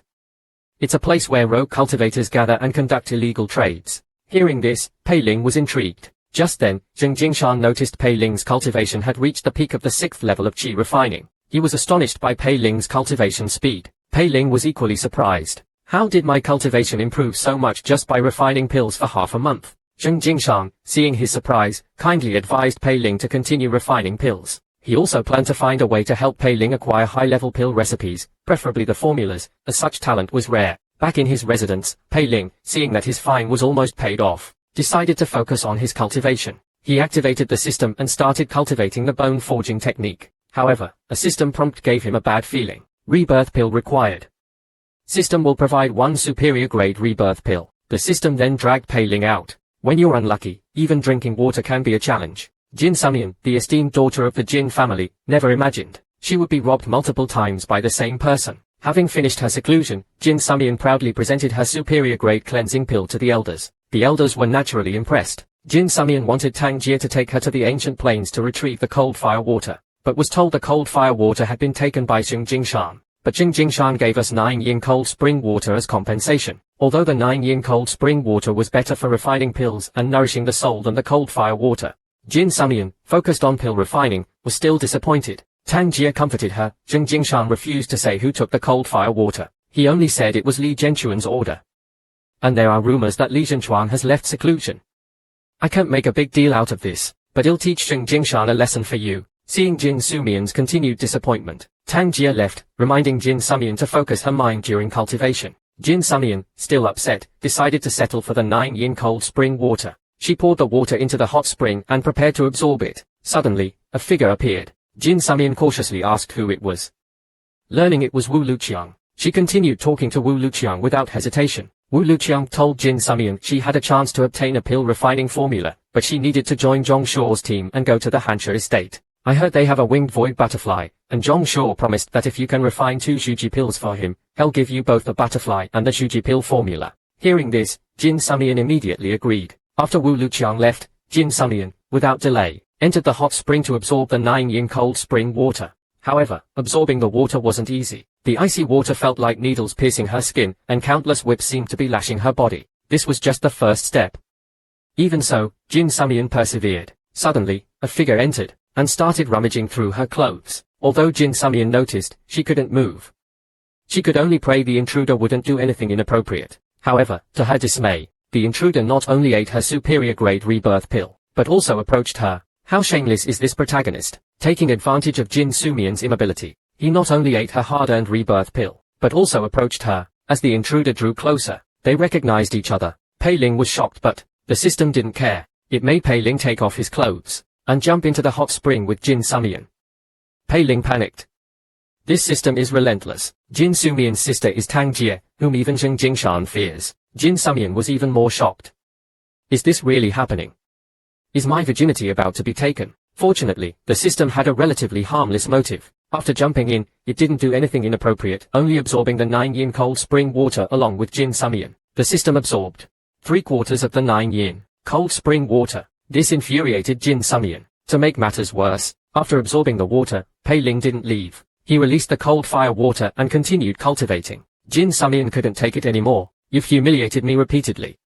I'm going to teach you a lesson, even if it costs me my life. Enraged, Jin Sumian got up and attacked Pei Ling, forgetting she was naked. The next moment, she was pushed back into the hot spring by Pei Ling. Poor Jin Sumian, she had never been so humiliated. The next morning, Pei Ling's smart cultivation mode finally ended. Although the process was unpleasant, the results were good. His cultivation had broken through to the 7th level of qi refining, and his physique had improved significantly. The only problem was his lower back. Pei Ling could only pray Jin Sumian wouldn't cause any trouble. Otherwise, he would be in serious trouble. However, seeing Jin Sumian lying unconscious beside him, Pei Ling's heart sank. She doesn't look okay. She loves pill refining. She must have some rare pills at home. Thus began the scene of a naked man rummaging through another naked person's belongings.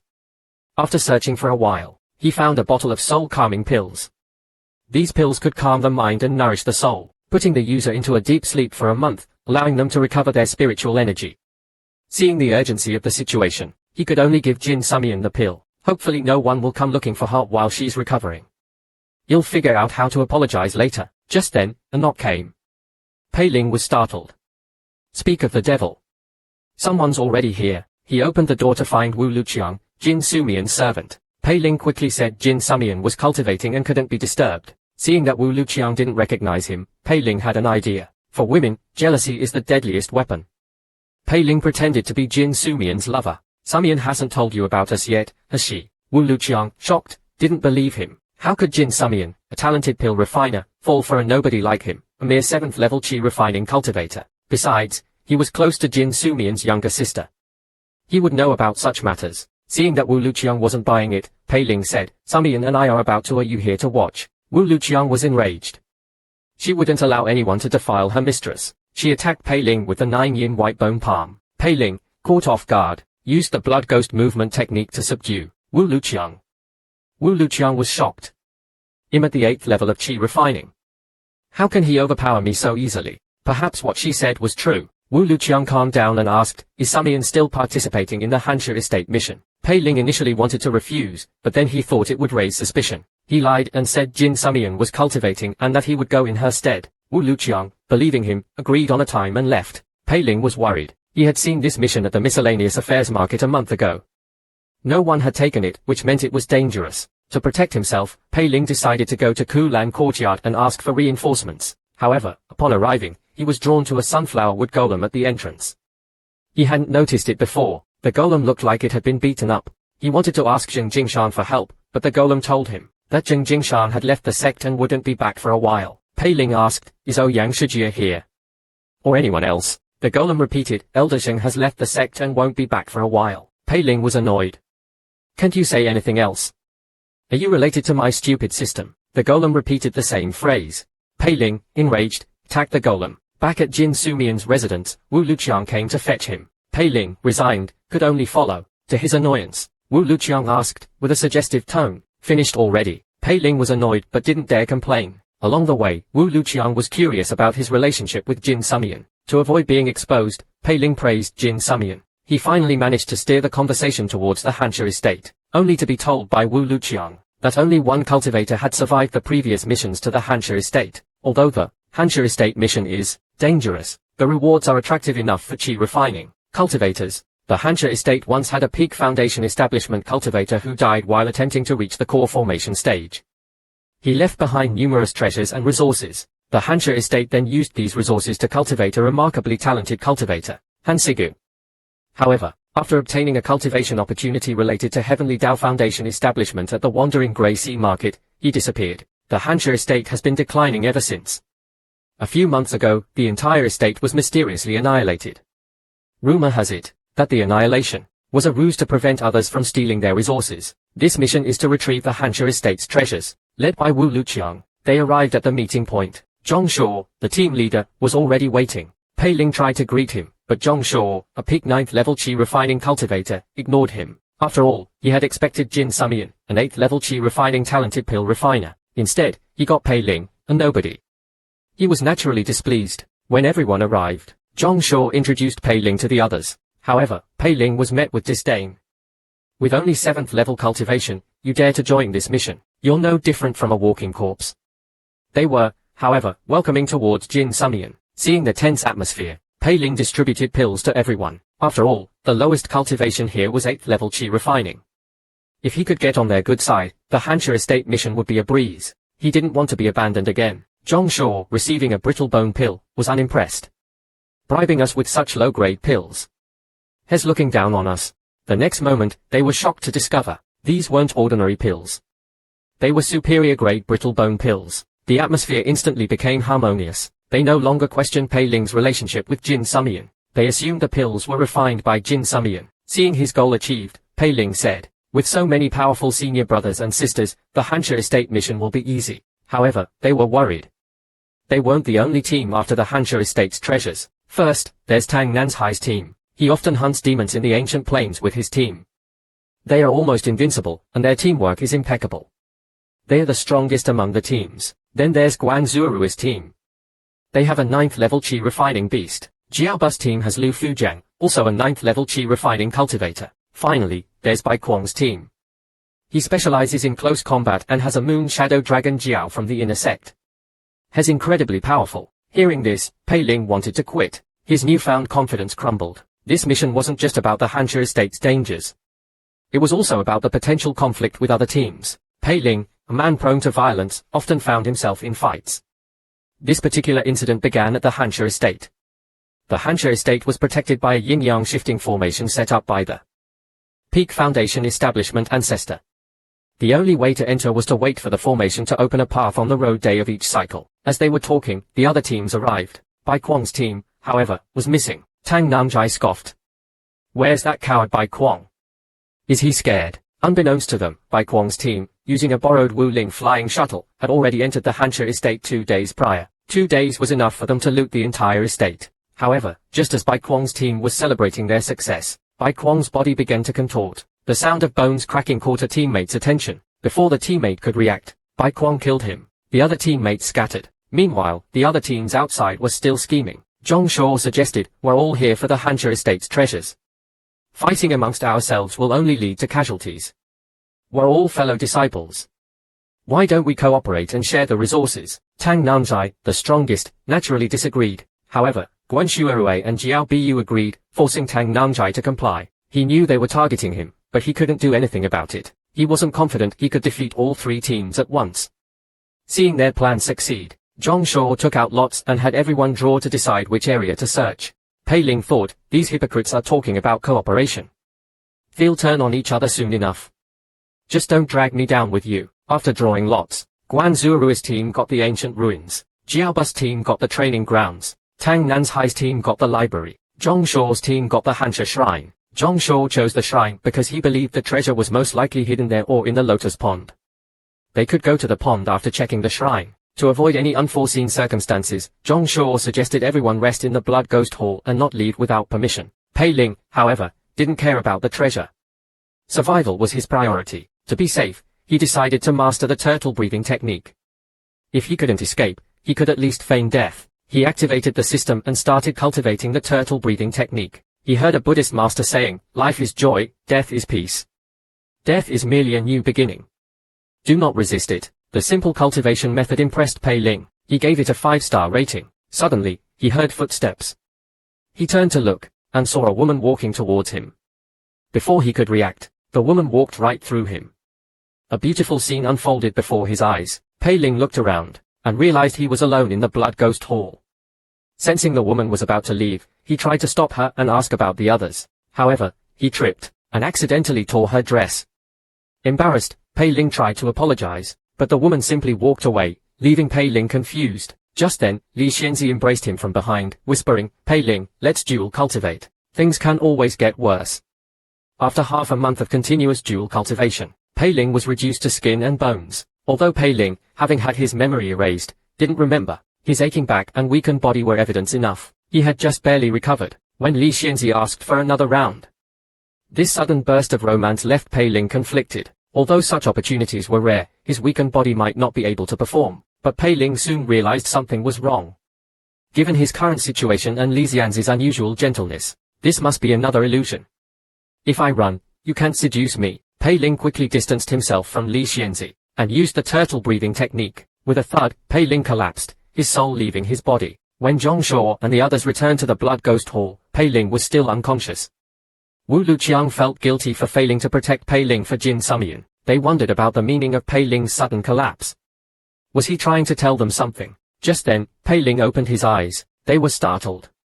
Pei Ling explained. He had heard strange noises and, fearing danger, used the turtle breathing technique to feign death. However, Wu Luqiang didn't believe him. The turtle breathing technique is a low-level skill. It can completely conceal one's aura and life force. How could it fool Han Saige's true spirit projection? Pei Ling, seeing this, decided to explain the technique. The next moment, he realized 2 people were missing. It turned out they had been controlled by an unknown force and disappeared upon waking up. Xu Song examined the clothes fragments on the ground. These are Wang Ximei's clothes. It seems she tried to resist. Pei Ling pretended to be shocked. Seeing that it was almost time to enter the Hancha estate, they decided to put the matter aside and head for the entrance. Pei Ling noticed each team had lost a few members. This wasn't due to internal conflict. As the entrance appeared, Tang Nanjai rushed in. As Pei Ling hesitated, Zhongshuo grabbed him, and promised to protect him. After everyone entered the Hancha estate, the teams rushed towards their designated locations. Only Zhongshuo's team remained motionless. Just as Pei Ling was wondering why, Zhongshuo explained, Tang Nanzai's location is on the same path as ours. Let them clear the way for us. However, their actions were quickly discovered by a member of Tang Nanzai's team, who was responsible for rear security. As the disciple was about to confront them, Zhongshuo grabbed him by the neck. "You'll spare your life, but you have to pay. Is this compensation enough?" He let go and walked away. Pei Ling was speechless. Attacking another team so soon. Isn't that a bit rash? The disciple immediately reported this to Tang Nanzai. A sense of dread washed over him. He quickly turned around, and was instantly killed. A sword light shot into the sky. Everyone was shocked. Tang Nanzai used the Xiantian sword art. He must be facing a formidable opponent. Zhongshuo, however, remained calm and reminded everyone to be cautious. Pei Ling had a bad feeling. A mere foundation establishment pill formula isn't worth this much risk.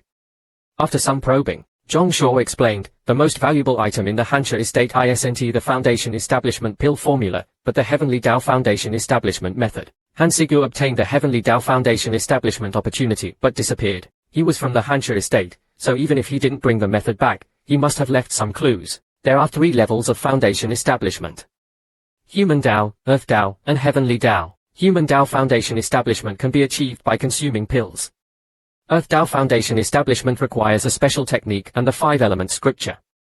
It surpasses Human Tao Foundation establishment. Heavenly Tao Foundation establishment is the most difficult. Failure means death, but success grants immense power, for surpassing one's peers. As long as there's a chance to find the Heavenly Tao Foundation establishment method, we have to seize it. Pei Ling finally understood why these people were so desperate. Heavenly Tao Foundation establishment. Only someone like Li Xianzi could achieve that. They arrived at the Hansha shrine. Zhong Shuo ordered Xu Song to scout ahead. Xu Song channeled his spiritual energy, and 2 puppets appeared in his hands. With Xu Song's command, the puppets ran into the shrine. The next moment, they crumbled into dust. Xu Song immediately realized there was a spirit-dispelling formation in the shrine, preventing the use of puppets. Seeing the puppets fail, Zhong Shuo led the team into the shrine. As soon as they entered, Zhong Shuo noticed a strange aura. Although it was concealed by a layer of dust, the aura was unusually strong. Zhong Shuo carefully brushed away the dust with a brush. Just then, Pei Ling's system prompted. Unidentified Heavenly Tao Foundation establishment method detected. Recording in progress. Pei Ling was overjoyed. Finally, something useful. The next moment, ghostly laughter echoed, and a powerful force emerged, instantly dragging Zhong Shuo into the abyss. The speed was astonishing. Everyone was shocked. Zhong Shuo, the strongest among them, was taken without any resistance. Pei Ling's system prompted again. Heavenly Tao Foundation establishment method disappeared. Recording failed. Inside the eerie shrine, they stared at the abyss in fear. Pei Ling immediately backed away. Whatever took Zhong Shuo is not something we can handle. The others quickly followed. However, just as they were about to leave, the candles in the shrine extinguished. The door slammed shut. Xu Song quickly took out a talisman. The next moment, countless 7th-level Qi refining vengeful spirits emerged. They rushed towards the exit. Xu Song pushed with all his might, but the door wouldn't budge. Despite his 8th-level Qi refining cultivation, he couldn't open it. He realized they were trapped in a formation. He told the others to hold off the spirits while he tried to find a way out. Meanwhile, Guan Zuorui's team had been wiped out. Only Guan Shuarui managed to escape. Tang Nanzhai's team was fighting the possessed by Quang's team. Jiaoba's team was trapped in an illusion. Inside the shrine, Pei Ling and the others were fighting the vengeful spirits. Just as they were about to be overwhelmed, a powerful 9th-level Qi refining female ghost appeared. Wu Luqiang reminded them. Pei Ling, use the blood ghost movement technique. The next moment, Pei Ling appeared behind the female ghost and slashed with all his might. However, the female ghost blocked the attack with ease. Pei Ling was shocked.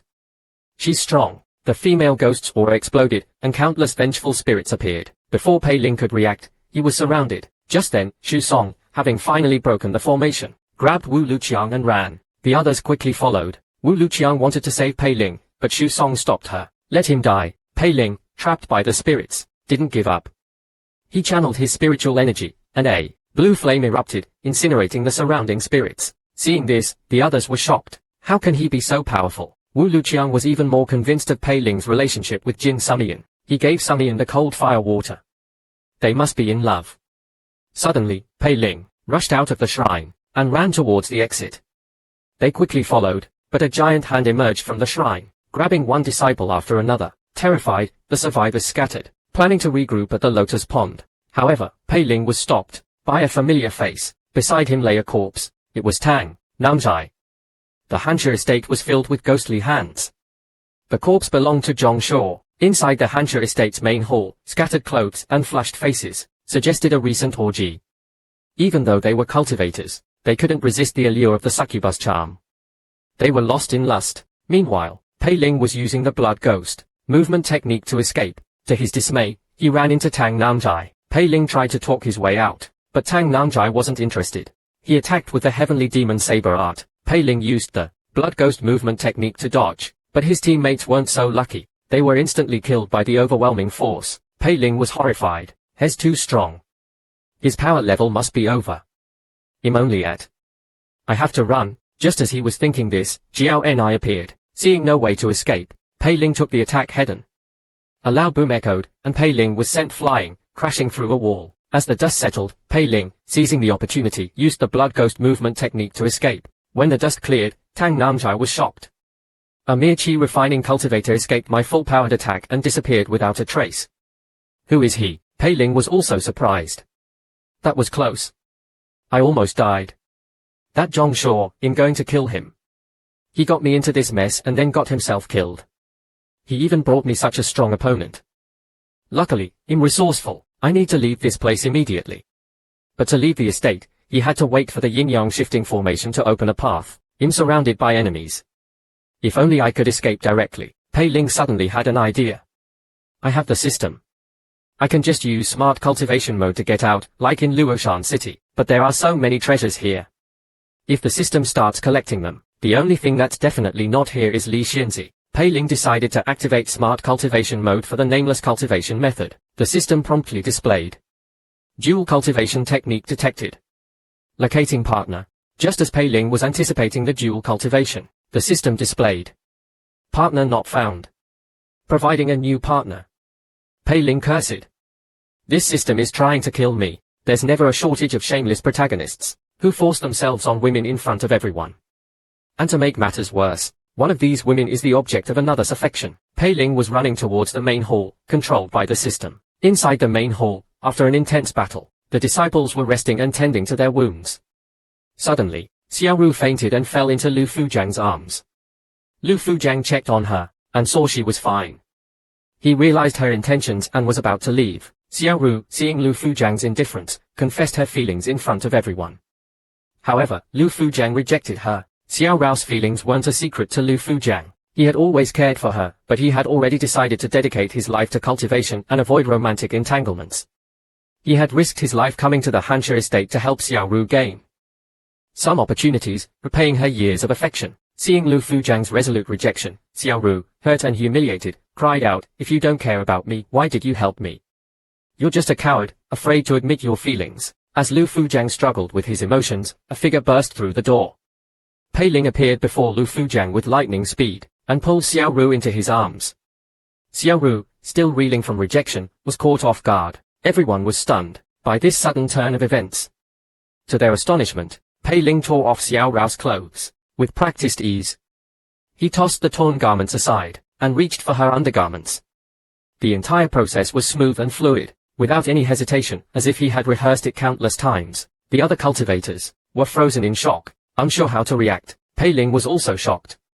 He had just assaulted a woman in broad daylight. Is the system going to make me have sex with her in front of everyone? This system, is it trying to get me killed? As Pei Ling was fumbling with Xiao Rao's belt and undressing himself, Lu Fujiang finally snapped out of his daze. "You're looking for death." By now, Xiaoru was almost naked, her curves exposed. Lu Fujiang's spiritual energy surged, his eyes blazing with fury. He lashed out at Pei Ling with a chain. The chain wrapped around Pei Ling's hands. With a flick of Lu Fujiang's wrist, Pei Ling was slammed into the ground. Before he could recover, a giant blade of spiritual energy erupted from beneath him, engulfing him in flames. Just as everyone thought the matter was settled, a burst of blade chi shot out from the flames. The fiery prison was instantly sliced apart, and Lu Fujiang quickly conjured 4 talismans. 4 armored figures emerged and attacked Pei Ling. However, a blue flame erupted, and a rain of blue fire poured down. Anyone touched by the flames instantly turned to ash. Everyone was shocked. How can a mere 7th level chi refining cultivator possess such power? Lu Fujiang's teammates joined the fight. The tide turned against Pei Ling. Pei Ling knew his spiritual energy wouldn't last, so he claimed to be Zheng Jingshan's servant. "This yin saber was given to me by Elder Zheng, a gift from Li Zhenchuan." However, the enraged Lu Fujiang didn't care. "Even if you were Zheng Jingshan's father, you would still die here." Duan Muyukai thought forcing himself on a woman was justified, because of his background. If it were an ordinary person, they would apologize. But for those with connections in the demonic sect, it was different. Not only did they not apologize, they could even turn the tables and accuse the victim of seducing them. Pei Ling, realizing he had angered Lu Fujiang, offered him superior-grade brittle bone pills as a bribe. However, Lu Fujiang, consumed by rage and humiliation, wasn't interested in pills. He shattered the pills with a wave of his hand. Lu Fujiang's spiritual energy surged. He grabbed Pei Ling with chains. As the chains tightened, Pei Ling's body was crushed. Lu Fujiang activated the talismans, and a giant blade of spiritual energy erupted beneath Pei Ling, engulfing him in flames. Just as everyone thought the matter was settled, a burst of blade chi shot out from the flames. The fiery prison was instantly sliced apart. Lu Fujiang conjured 4 more talismans. 4 armored figures emerged and attacked Pei Ling. However, a blue flame erupted, and a rain of blue fire poured down. Anyone touched by the flames was instantly incinerated. Everyone was shocked. How can a mere 7th level chi refining cultivator possess such power? Lu Fujiang's teammates joined the fight. The situation turned dire for Pei Ling. Pei Ling knew his spiritual energy was dwindling. He said, "In Zheng Jingshan's servant. This yin saber was given to me by Elder Zheng. It's a gift from Li Zhenchuan." However, the enraged Lu Fujiang didn't care. "Even if you were Zheng Jingshan's father, you would still die here." Duan Muyukai believed that forcing himself on a woman was his right. Due to his family background, ordinary people would apologize, but those connected to the demonic sect were different. Not only did they not apologize, they could also twist the story and accuse the victim of seducing them. Pei Ling, realizing he had enraged Lu Fujiang, offered him superior-grade brittle bone pills as a bribe. However, Lu Fujiang, fueled by rage and humiliation, wasn't interested. He shattered the pills with a wave of his hand. Lu Fujiang's spiritual energy surged. He bound Pei Ling with chains. As the chains tightened, Pei Ling's body was crushed. Lu Fujiang activated the talismans, and a giant blade of spiritual energy erupted, engulfing Pei Ling in flames. Just as everyone thought it was over, a burst of blade chi shot out from the flames, shattering the fiery prison. Lu Fujiang was furious and continued attacking. Pei Ling used the blood ghost movement technique to its limits, dodging the attacks. Despite the vast difference in their cultivation, Pei Ling managed to hold his own. Lu Fujiang was furious. How can he be so strong? Just then, Jiao Biyu and his team arrived, led by Guan Shuirui. Lu Fujiang wasn't a match for Guan Shuirui. Seeing Pei Ling's skills and powerful backing, he didn't dare act rashly. Pei Ling, seeing someone coming to his rescue, quickly cried out, "Senior sister, you're here. If you hadn't come, Shamai would be a widow." Pei Ling explained, "I accidentally entered the main hall, and Lu Shixiang attacked me without provocation. He even tried to kill Shamai and me. This stunned Dong Saiwei and the others.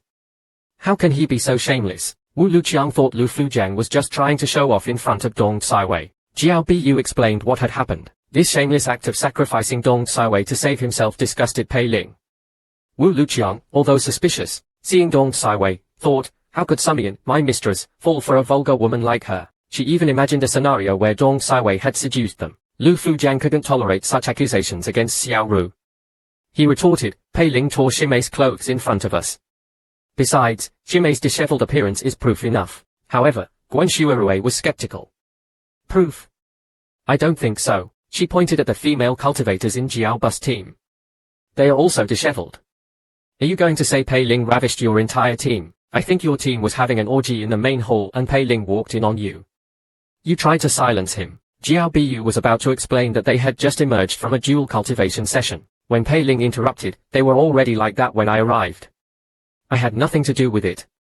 I swear, Guan Shuirui didn't care about the truth.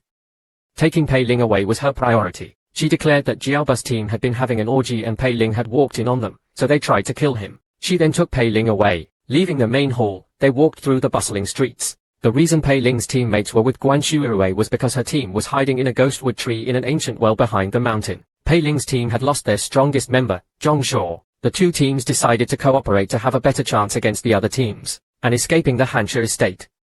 Pei Ling agreed. Guan Zurui's defense of him in the main hall proved she was more reliable than Zhong Shuo. Just then, Pei Ling noticed a spherical object fall from Guan Shuirui. Seeing that Guan Shuirui didn't turn back, Xu Song, as her subordinate, picked up the fallen object. To his horror, the object was a human eyeball. Before Xu Song could react, Guan Shuirui attacked him from behind, ripping out his heart. Pei Ling was shocked. I just thought she was reliable. And now she's turned on us. Guan Zurui's face turned sinister. Two more souls, and my soul, devoured by the ghostwood, will be restored. Give me your souls. Pei Ling instantly understood why Guan Shuirui was so eager to take him away. She needed 3 souls to restore her own. He grabbed the still-stunned Wu Luqiang and ran. However, Guan Shuirui wouldn't let them escape. She unleashed 2 long tongues. Pei Ling drew his saber and severed the tongues. Just as he was wondering why the tongues were so weak, Guan Shuirui was upon Wu Luqiang. Pei Ling quickly pushed Wu Luqiang out of the way, taking the attack himself. Guan Zurui's spiritual attack passed harmlessly between them. Pei Ling retaliated with a sonic attack. Guan Shuirui could only dodge. While Guan Shuirui was still reeling from the attack, Pei Ling punched her, sending her flying. The injured Guan Shuirui summoned her spirit beast, and attacked Wu Luqiang. At this critical moment, Pei Ling used the blood ghost movement technique, grabbing Wu Luqiang and escaping towards the edge of the estate. Having escaped, Pei Ling didn't dare slow down. He had to leave the Hansha estate to be truly safe. To escape, he needed to rely on the system's smart cultivation mode. The prerequisite was a cultivation technique with extremely demanding requirements that couldn't be cultivated within the estate. Fortunately, Wu Luqiang, thanks to Jin Sumian, completely trusted Pei Ling. She gave him a spirit-devouring technique. This technique could absorb the spiritual energy of others, but it required spirit-devouring pills to cultivate. The only remaining pills were in Wu Luqiang's storage pouch. Pei Ling, seeing this, immediately promised Wu Luqiang he would stick with her no matter where she went. He then activated smart cultivation mode for the spirit-devouring technique. However, the system displayed spirit-devouring pills not found, providing a century-old soul-devouring ghostwood. Pei Ling was shocked. Ghostwood. What's that? He remembered Guan Shuerui needed souls to restore her soul devoured by the ghostwood. Pei Ling's face turned pale. Don't tell me. What's it like having a retarded system? Pei Ling had planned to use the system to escape the yin-yang shifting formation. However, the system made him run naked towards the back mountain. Wu Luqiang, seeing this, was stunned, but remembering Pei Ling's instructions, she followed. Moments later, they arrived at the giant embrace tree. Seeing Pei Ling stop, Wu Luqiang thought, could this ancient tree be the exit? Sumian has good taste. Pei Ling, however, was thinking, this Wu Shijie still trusts me after all this. I don't know whether to be happy or speechless. As Pei Ling was lost in thought, the seemingly lifeless giant embrace tree suddenly opened its countless eyes. Seeing this, Wu Luqiang exclaimed, soul-devouring ghostwood. That's a Foundation establishment level entity. Did you bring us to the wrong place? Seeing Pei Ling's indifferent expression, he used the blood ghost movement technique, reaching the ghostwood in an instant. He placed his hand on the trunk and began absorbing the ghostwood's spiritual energy. Wu Luqiang was shocked. As incredible. Suddenly, Pei Ling was thrown back by a force emanating from the tree. The system prompted. External attack detected. Cultivation terminated. Regaining control, Pei Ling was about to run, when a voice echoed from the tree, a powerful soul and a supreme-grade physique, yet a flawed Dao heart. I wonder who this genius is. Pei Ling was terrified. This aura, it's more dangerous than anyone I've encountered in the estate. To be safe, he said respectfully, I am Zheng Jingshan, an outer disciple of the demonic spirit sect. May I ask if Senior is also from the demonic spirit sect? The voice from the well paused, then said, your cultivation is low, but your courage is commendable. You may see me. Red thread shot out from the well, pulling Pei Ling and Wu Luqiang inside. After a brief period of disorientation, they found themselves in a spacious cave. Before them stood a beautiful woman in red, and beside her, on a couch, sat a pale man. Han Sigu. He's still alive. Wu Luqiang exclaimed in shock. Pei Ling was also surprised. He had heard Han Saige's story. 10 years ago, Han Sigu had disappeared while searching for the Heavenly Dao Foundation establishment method. He hadn't expected Han Sigu to not only be alive but also back in the Hansha estate. What puzzled Pei Ling was why Han Sigu, being in the estate, allowed his clan to be annihilated and his fellow disciples to kill each other. Han Sigu laughed, as if the question was the funniest joke he had ever heard. Since when did the demonic spirit sect require mutual support among its disciples? In cultivating the Jew ghost Dao. What's wrong with consuming the essence of a few fellow disciples? As he spoke, red thread shot out from behind him, pulling Wu Luqiang into the air. Pei Ling tried to save her, but the difference in their cultivation was too great. Han Sigu said slowly, the Jew ghost Dao has 3 stages. I've already completed the first 2. The third stage requires a living body to merge with the Jew ghost. I see you have some talent. Help me with one thing, and he'll spare your friend and even teach you the Heavenly Dao Foundation establishment method. Seeing that Pei Ling didn't refuse, Han Sigu continued. The Jew ghost and I are evenly matched. Only by merging with the Holy Corpse Jew ghost can I achieve Heavenly Dao Foundation establishment. Go to the Hansha Lotus Pond and retrieve my blood soul. Sword. Bring me the sword, and he'll reward you handsomely. Everyone thought the Hansha estate's treasure was in the Lotus Pond. However, Pei Ling, knowing the location, wasn't excited. He knew Han Saige's promise was a lie. Disregarding the sect's lack of camaraderie, if he really retrieved the blood soul sword, Han Sigu would achieve Heavenly Dao Foundation establishment, and he would no longer be of use. Knowing Han Saige's character, neither he nor Wu Luqiang would survive. Suddenly, 3 sword strikes, filled with demonic energy, attacked Pei Ling. Pei Ling exclaimed, dodging the first 2 attacks with the blood ghost movement technique. He then used the blood slaughter blade out to its fullest potential, shattering the 3rd sword strike. However, before Pei Ling could recover, the blood soul sword suddenly killed Dong Saiwei, who had also arrived at the Lotus Pond. The blood soul sword pulsed with a sinister aura, surrounded by a bloody mist. Looking closer, it seemed countless souls were trapped within, screaming silently, why do you have my master's aura? As Pei Ling wondered how to respond, the blood soul sword attacked a figure in the distance. 3 sword strikes, followed by a thunderous roar, revealed the figure. It was Tang Namjai, and he also carried the aura of Han Sigu. Pei Ling was shocked. Han Sigu found him too. One of us is going to die. As they were about to fight, the blood soul sword spoke. Why do you both have my master's mark? Where is he? Pei Ling quickly said, I came from the well, sent by Senior Han to retrieve the treasure. Tang Namjai said, I came from the shrine, also sent by Senior Han to retrieve the treasure. Facing the sentient blood soul sword, they briefly reached a consensus. The blood soul sword muttered, one came from the well, the other from the shrine. One of you must be the Jew ghost. Pei Ling immediately explained, I met my master in the ancient well, and then he was found in the shrine by Tang Namjai. My master ordered us to retrieve the treasure. Are you going to disobey him? The Blood Soul Sword, believing its master's orders, no longer obstructed them. They passed through an invisible barrier and entered the treasury. Before Pei Ling could examine the treasures, the system began its spree. Unidentified cultivation method detected. Recording in progress. Unidentified talisman technique detected. Recording in progress. Unidentified pill recipe detected. Recording in progress. Unidentified formation detected. Recording in progress. The barrage of notifications almost overwhelmed Pei Ling. He forced himself to look around, and saw Tang Namjai staring at a box on a shelf with a delighted expression. Pei Ling used the blood ghost movement technique, and grabbed the box first. Tang Namjai's expression turned grim. He grabbed Pei Ling's wrist, put down the void-devouring vine. The box contained a void-devouring vine, one of the main ingredients for the Shuji pill. Pei Ling sneered. "I'm not giving this up," Tang Namjai said darkly. "I've almost gathered all the ingredients for the Shuji pill. I only need this void-devouring vine. Give it to me, and you'll forget about Zhongshuo killing my disciple. After I achieve foundation establishment, you'll do one thing for you, as long as it doesn't involve life or death. Otherwise, you're my enemy." Pei Ling smiled. "What a coincidence, senior brother Tang. The reason I, a mere chi refining cultivator, could join senior brother Zhong's team is because of my pill refining skills. Give me the other ingredients and the pill formula, and I'll refine a Shuji pill for you." Tang Namjai was surprised. You can refine pills. For cultivators, high cultivation was common, but skilled pill refiners were rare. Upon learning that Pei Ling was a talented pill refiner, Tang Namjai immediately gave him all the ingredients and the pill formula. He wasn't worried about Pei Ling keeping them. After all, Pei Ling couldn't escape the Hansha estate. For Pei Ling, with the formula and ingredients, refining the Shuji pill was easy. He activated the system and started refining the pill. His skillful movements, precise control of the flames, and the flawless refining process, along with the final result of superior grade pills, stunned Tang Namjai. Such pill refining skills weren't something an outer disciple could possess. Overwhelmed with joy, Tang Namjai hugged Pei Ling and showered him with praises, giving him the remaining treasures in the treasury. Soon, they, along with Tang Namjai's team, cleared the Hansha estate's treasury. The Blood Soul Sword trembled slightly but didn't say anything. Suddenly, it split into two identical swords, pointing at Tang Namjai and Pei Ling. "Now, tell me which one of you is my true master. If you can't answer, you'll both become my nourishment." They exchanged glances and answered simultaneously. "The Han Shixiang in the well is the real one.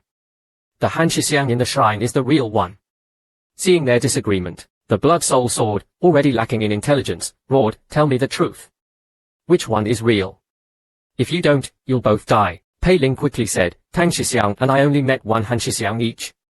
We both believe the one we met is real. Why don't you go and see for yourself? We're not very familiar with him." The Blood Soul Sword paused, then said angrily, "Fools. You humans all look alike. If I could tell the difference, I wouldn't need you. I relied on aura and voice to recognize my master. But that damned Jew ghost is identical to my master. Even their aura and voice are the same." Tang Namjai suggested, "Why don't we both go and see the Han Shixiang the other met? Then we can compare and find the real one." Pei Ling added, "But we're too weak. What if the one we meet is the Jew ghost, and he kills us? Please give us some protection, senior, in case we can't return." The Blood Soul Sword pondered for a moment, then shot two beams of light into their bodies. "I'll give you a mark. If anyone tries to harm you, the mark will react. Now go, tell me the answer within 3 days, or you'll both die." Pei Ling thought, this sword chi is a good thing. After the Blood Soul Sword left, they shared the information they had gathered. Pei Ling decided to go to the shrine alone. Knowing Zhongshuo was dead, Pei Ling was cautious. As soon as he entered the shrine, he announced, "I am Jing Jingshan, here on behalf of the Blood Soul Sword to find the real Hansigu." As soon as he finished speaking, a hand reached out and pulled him into the abyss. The system prompted, "Unidentified Heavenly Dao Foundation Establishment Method detected."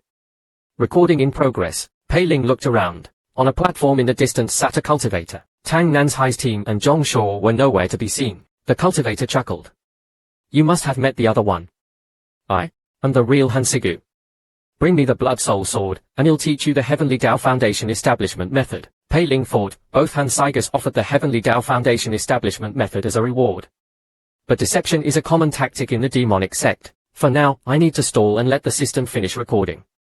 "You'll also try to gather more information about Hansigu," he said. "The Heavenly Dao Foundation Establishment Method can't prove which one of you is real. I heard Senior Han is a master of the Yin Saber and swordsmanship. You must have a deep understanding of these techniques. Hansigu paused, then began explaining his understanding of swordsmanship and saber techniques. Pei Ling didn't understand a word.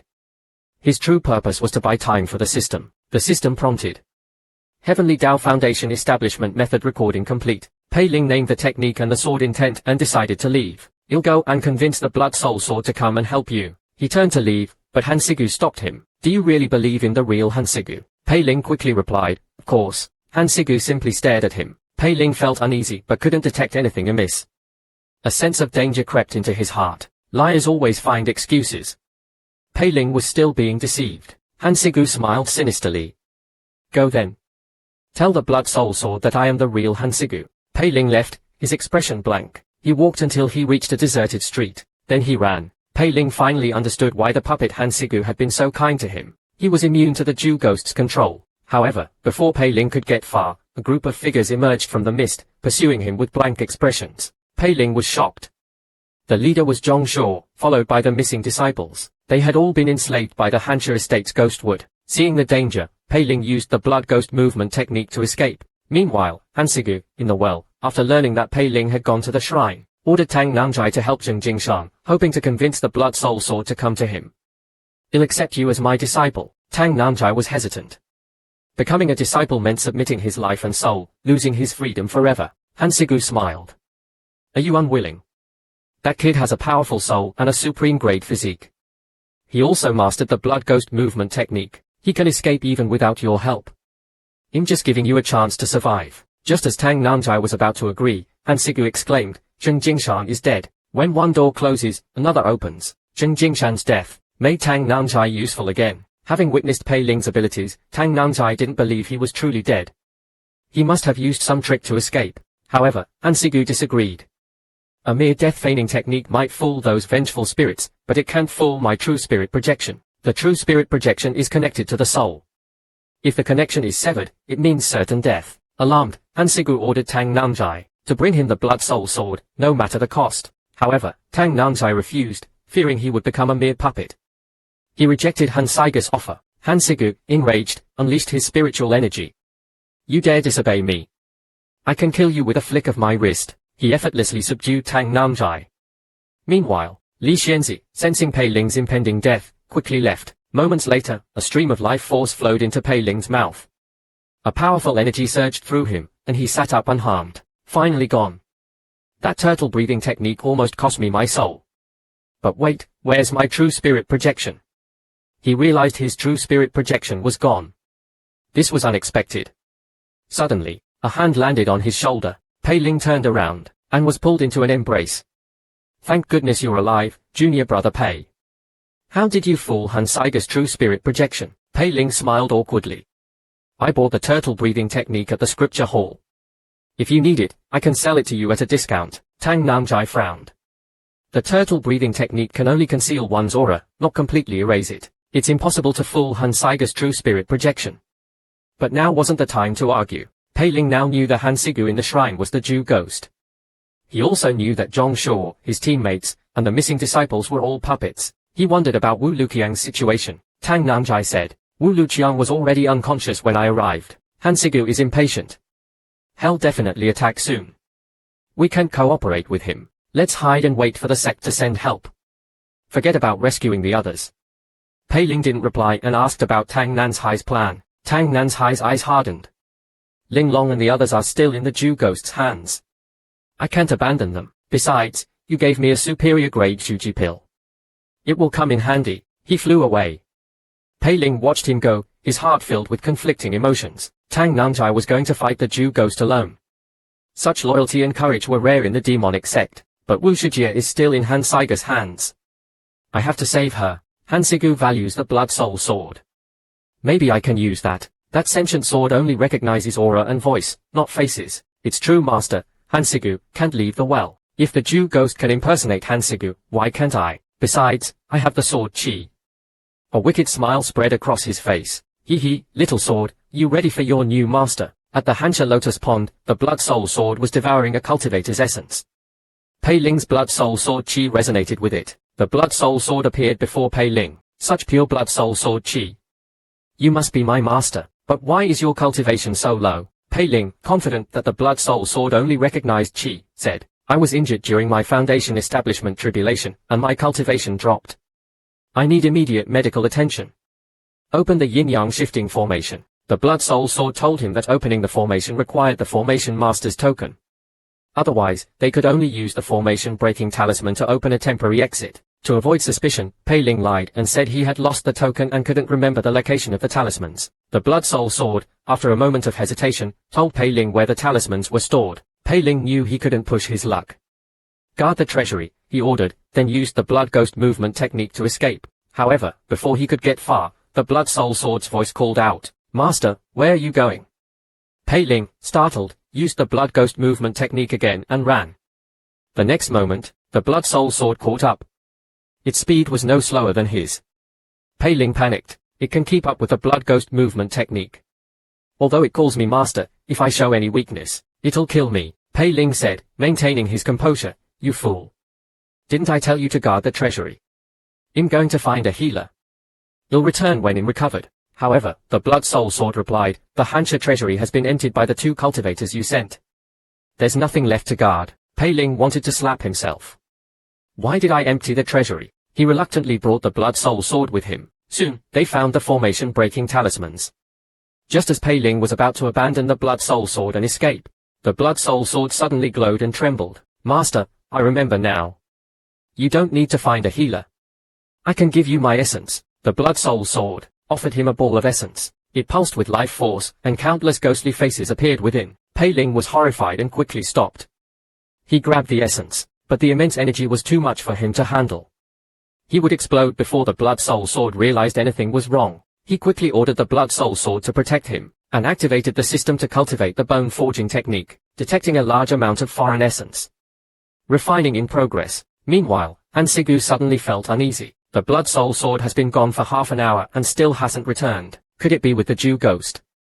If the Jew ghost refines the blood soul sword, we'll have no chance of survival. It's better to strike first.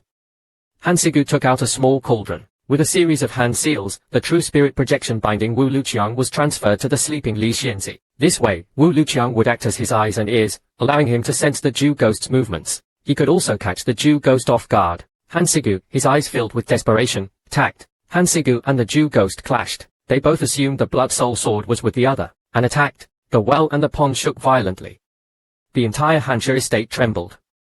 The battle raged for days. The world is but a stage, and we are all actors. They used the same techniques, the same strength. However, the Jew ghost sword chi was weaker, while Hansigus was relentless. The Jew ghost was instantly wounded. Although the Jew ghost could perfectly mimic Hansigus techniques and strength, he couldn't replicate the relentless sword chi of a sword cultivator. Hansigus sword chi surged. A giant sword light descended, cutting through everything in its path. Inside the well, Pei Ling's aura grew stronger. Half of the foreign essence remains. My cultivation has reached the peak of the 8th level of chi refining. Suddenly, he heard a loud rumbling. He turned to look at the blood soul sword, which said excitedly, Master, the formation's foundation is under attack. Someone is trying to destroy the yin-yang shifting formation. As for why the Jew ghost is destroying the formation, based on the information I've gathered, the 2 Jew ghosts are fighting in the shrine. The Jew ghost relies on the formation to recover, so one of them must be trying to defeat the other by destroying the formation. See?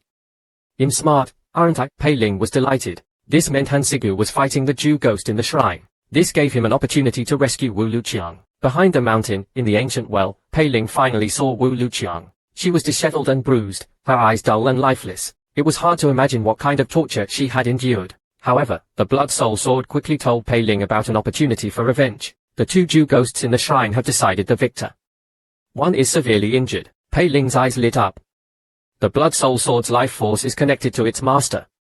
Since the sentient sword is unharmed, the survivor must be Hansigu. The method to restore Wu Shijie must be on him.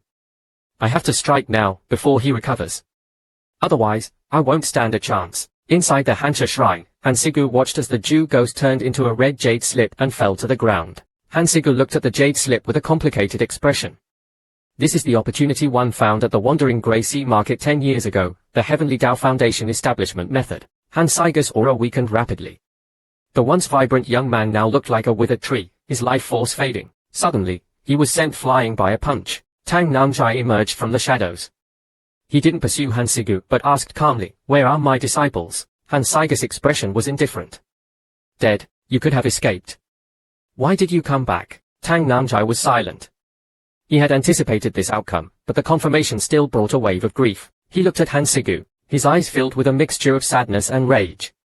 Everything I did, all the sacrifices I made. Han Saige's expression remained unchanged.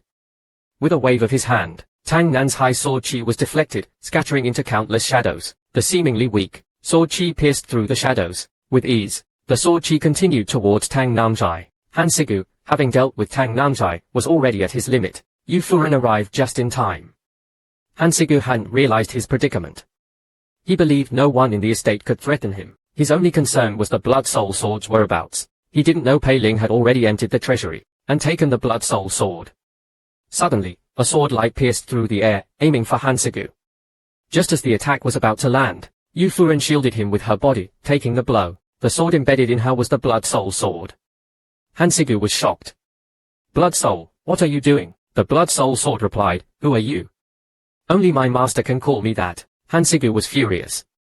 You don't even recognize your master. I captured hundreds of virgin girls for you as blood sacrifices. Have you forgotten? Hearing Han Saige's words, the Blood Soul Sword hesitated. Did I make a mistake? Are you my master? Pei Ling arrived and said Han Sigu was an imposter, Zheng Jingshan in disguise. The Blood Soul Sword was confused. Pei Ling, seeing his opportunity, started fighting Han Sigu. The Blood Soul Sword, sensing their similar auras, couldn't differentiate between them. The world is unpredictable. One's path is often determined by fate. In this Dojit Dog world, survival requires not only talent and hard work, but also wisdom and the ability to choose the right allies, especially when it comes to financial matters. A certain Han understood this principle well. Han Sigu, on the other hand, was overly ambitious. This led to his defeat at the hands of Tang Namjai after killing the Jew ghost, before he could even recover. Having barely defeated Tang Namjai, he was now facing Pei Ling. The weakened Han Sigu could only fight Pei Ling. Blades clashed, sparks flew. Han Saige's sword chi surged, countless sword lights raining down on Pei Ling. Pei Ling used the blood ghost movement technique to weave through the attacks, closing in on Han Sigu. Han Sigu blocked the attack, but his sword was cut in half.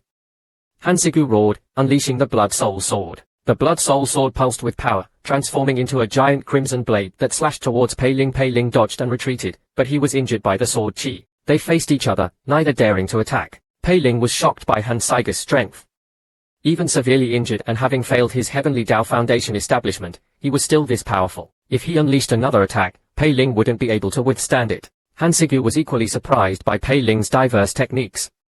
He couldn't prolong the fight in his weakened state. He needed the Blood Soul Sword's power to break the stalemate. Both of them called for the Blood Soul Sword's help. Pei Ling, however, had a backup plan.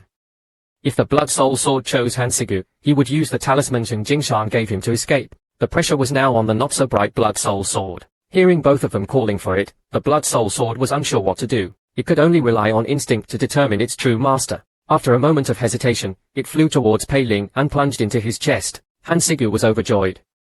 Just as he thought victory was his, the Blood Soul Sword pierced through Pei Ling and stabbed Han Sigu. The Blood Soul Sword's life force was connected to its master. Han Sigu, his lifeline severed, collapsed. The Blood Soul Sword also lost its power and fell to the ground. Han Sigu clutched his chest, his memories flashing before his eyes. He finally found his true master, only to be killed by him. He wanted to apologize, but he was powerless. Han Sigu, however, was calm. It's over. This is fate. Years of cultivation, countless battles. I became a stepping stone for someone else's path. With the battle concluded, the dazed Wu Luqiang emerged from the ancient well. She had no memory of what had happened, only a lingering sense of safety around Pei Ling. Pei Ling embraced her. The greater the risk, the greater the reward. Although the Hansha estate mission was dangerous, Pei Ling had profited immensely. Besides rare treasures and pill formulas, he had also looted a considerable amount of spirit stones from his dead teammates. However, Pei Ling didn't intend to keep everything. After all, Wu Luqiang had survived. After careful consideration, he gave Wu Luqiang spirit stones. Just as Pei Ling was happily counting his loot, a figure appeared behind him. Pei Ling sensed danger, and hid the storage pouch behind his back. Jiao Ni, what brings you here? Jiao Ni ignored him and turned to Wu Luqiang. This female cultivator's soul is severely damaged. Even with treatment, she won't fully recover. Saves me the trouble. Jiao Ni feared the news of the Heavenly Dao Foundation establishment method would leak. Pei Ling was shocked. Did Jiao Ni witness everything that happened in the Hansha estate? He quickly took out the jade slip containing the Heavenly Tao Foundation establishment method. However, Jiao Ni didn't take it. In 3 months, there will be an outer sect competition. You can present the Heavenly Tao Foundation establishment method then and choose my mistress as your master. This way, you can gain my mistress' favor and protection. Pei Ling was speechless. Is this ghost teaching me how to pursue her mistress? Led by Jiao Ni, Pei Ling returned to the sect. However, he was still uneasy. He hadn't resolved the matter with Jin Sumian. He decided to investigate. As he was hiding in the bushes, he saw 2 high-level female cultivators walking out of the pill hall, their faces filled with rage. One of them declared she would avenge Jin Sumian. Pei Ling quickly hid, afraid to make a sound. After Jin Sumian and Tang Jie left, Pei Ling rushed to Kulan Courtyard to seek help from Zheng Jingshan. Before he could explain, Zheng Jingshan pulled him inside, and excitedly told him about some good news. Pei Ling was apprehensive. He still remembered the brutal beating Zheng Jingshan received from Jin Sumian. Pei Ling cautiously reminded Zheng Jingshan that this matter was serious. However, Zheng Jingshan simply laughed. I know you're worried, but don't be. Listen to me first, and I promise you won't be worried anymore. Since Zheng Jingshan insisted, Pei Ling listened. Zheng Jingshan continued, the buyers at the Wandering Grey Sea Market are incredibly generous. The superior grade brittle bone pills you gave me fetched a sky-high price. Your share is snacks. Pei Ling's eyes widened. Zheng Jingshan continued, his face beaming. I even spent snacks and bought you the rebirth pill and Zhuji pill formulas. These are incredibly valuable. Ordinary cultivators would risk their lives for a single Zhuji pill. Once you master these formulas, even chi refining cultivators will have to call you master. Pei Ling thought, can you buy me something I don't already have? But he couldn't complain, so he thanked Zheng Jingshan. However, Zheng Jingshan's next words made Pei Ling's heart sink. The snacks spent on the formulas were deducted from Pei Ling's earnings. Pei Ling wanted to die. That's spirit stones. If I could beat him, I would teach him a lesson. Just then, a disciple rushed in. Elder, Jin Sumian has challenged you to a duel. Zheng Jingshan frowned. Why? Didn't I compensate them with the 9-yin cold spring water for the cold fire water incident? How shameless is this protagonist? Upon learning that Jin Sumian was looking for him because of his assault, he immediately pretended to be discussing pill refining with Zheng Jingshan and asked about the back exit. The oblivious Zheng Jingshan, still wondering what important matter Pei Ling wanted to discuss, was told by Pei Ling that he would handle it himself. This intrigued Zheng Jingshan.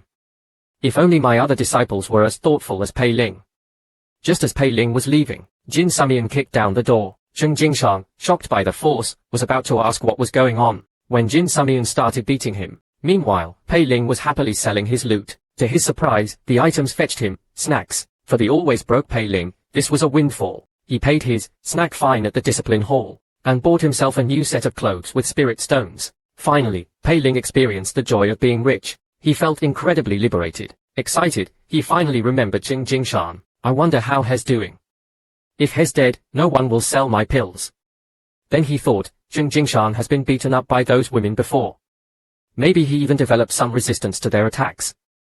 He should thank me. However, Zheng Jingshan didn't see it that way. He was the peak master, yet he was constantly being beaten up by other peak masters, and he was always caught off guard.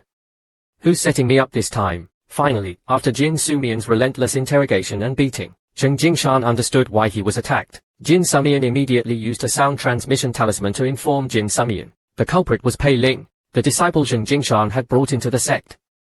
Ironically, Li Jinchuan had taken a liking to Pei Ling. Jin Sumian couldn't harm Pei Ling, so she took her anger out on Zheng Jingshan. Jin Sumian wasn't satisfied with this outcome. However, Li Jinchuan didn't tolerate useless disciples. She agreed to let Jin Sumian challenge Pei Ling in the outer sect competition.